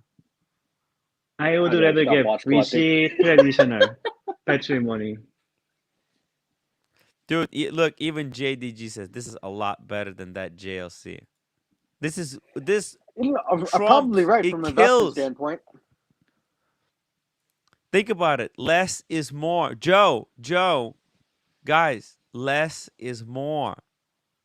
Yeah, but can I argue think if that. VC make the better dress watch for same price, This point, is sophisticated. VC This that- is class. This is just refinement to nth degree. The hand finishing on the indices. Man, you guys have to see this watch in real life. I This thing- did. And I didn't like it. I've seen because one you spent similar like like 2 this. seconds with it. You know? You need to sleep with this watch. You need to I caress did. it. I had a 5227R for 6 months and I didn't like No, it. 5227R. It's too complicated. The date. Yeah, I the prefer this setting. one over the 5227. But I prefer BC traditional small second over 5196. Because it has an open case back. Telling you. You know you which need one I'm to- talking Who about, knows right? though, Timmy? Who the hell knows? I mean, that's providing. I mean, I can even sell this fucking Joe. Seiko or not. Joe, simplify Because I only your want to keep the life. 7 watches. I like the 7 watch. Oh, how about the Look. Spring Drive, the new one Look at from this. Grand Fuck, no, Seiko? I don't want to buy anything Grand Seiko anymore. No? Absolutely not. Never. I'd no. Joe, I'd look rather at have an that. Oyster over than a Grand Seiko. Look at that, Joe. Look at that picture. Wow. It just Look at- screams retirement home. No, it screams I Yeah, am a it's too cool bored. biker. This is the wow. Look at that. This is what dreams are made Yeah, of. Dreams. I I get bet you it it when still I smells like become like old 50. man. I would Yeah. fucking love like the worst, the only negative part about this watch? The Too only thing simple. I fucking hate about this watch, you know what? It's dated. Any guess? Any guesses? No. No guesses? Is that my stepdad owns one? Fuck, and he's a dickhead. Oh, there you go. There you go. It's a stepdad's watch. There That you have it, is folks. Patek is a stepdad's that is watch. the war. That is the and it's Tim. not even this watch's fault. It's not the fault of the watch. Could you pull out VC82172? What? VC82172. 82172. 172. Vacheron Constantin 82172. Yeah, that's cool as well. That is beautiful. Beautiful. Jim just brushes it off. Oh yeah, I guess that's cool. This is Swiss has this. Swiss. Yeah, Shout out to Swiss. I think this Swiss, is come way back. better. Swiss, come back. You can blame it all on Bear. Swiss, we need Swiss. How do I get my Swiss back? How do I get the Swiss back? Ooh, look at this, 14,000 in Switzerland. This could be his watch, actually. Let's see.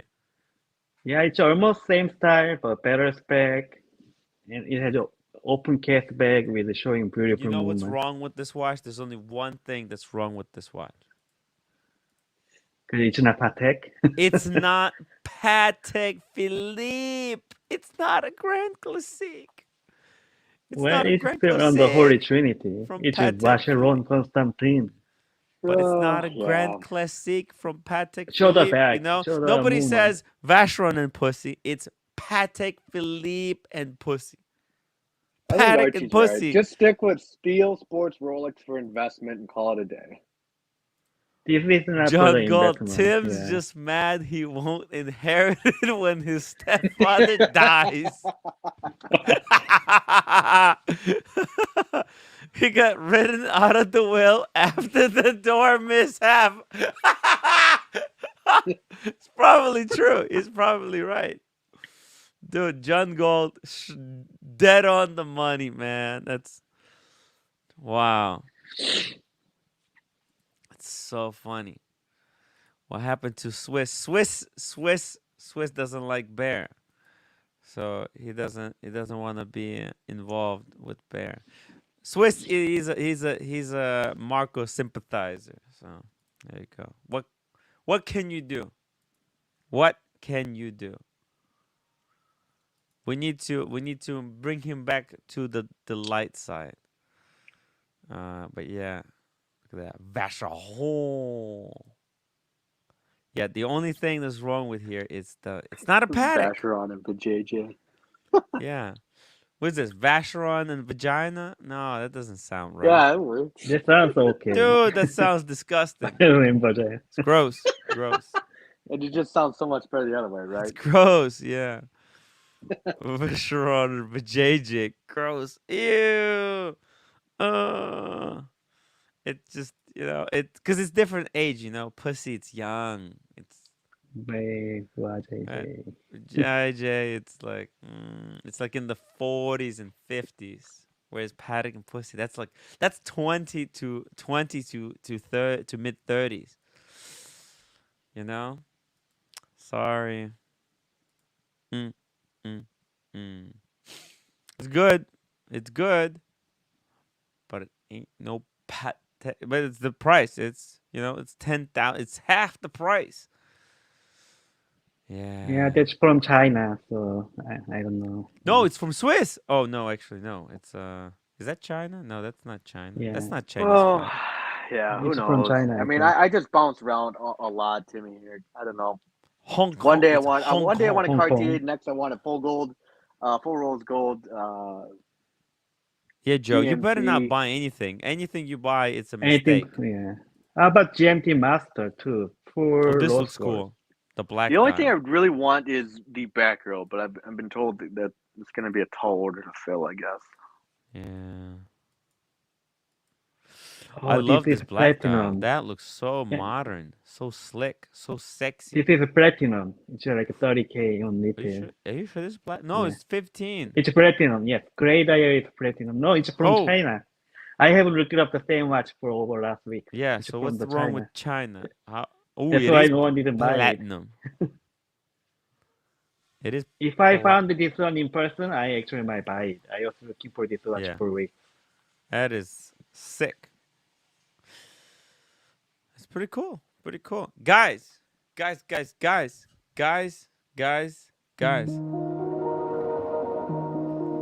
Thank you for watching. Joe, just don't buy anything, okay? Don't just stop buying. Slow down. Slow down. We'll see what I come back with tomorrow, Timmy. We might have to do a live unboxing tomorrow. Slow down. Slow down. Hit the brakes, Joe. Hit the brakes. You just got the Santos. Hit the brakes. JDG51, good show.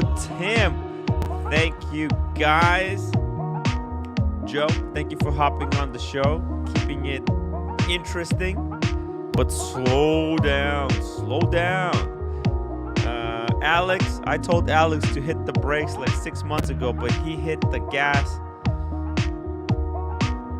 You're like, he's been driving on like 6th gear or something. It's just burning through the watches. As soon as there's gonna be nothing left for him to buy. But guys, Yeah, I might get a new watch tomorrow. yeah, it's wild. You're mad. You guys are madmen. Okay, I'll see you tomorrow.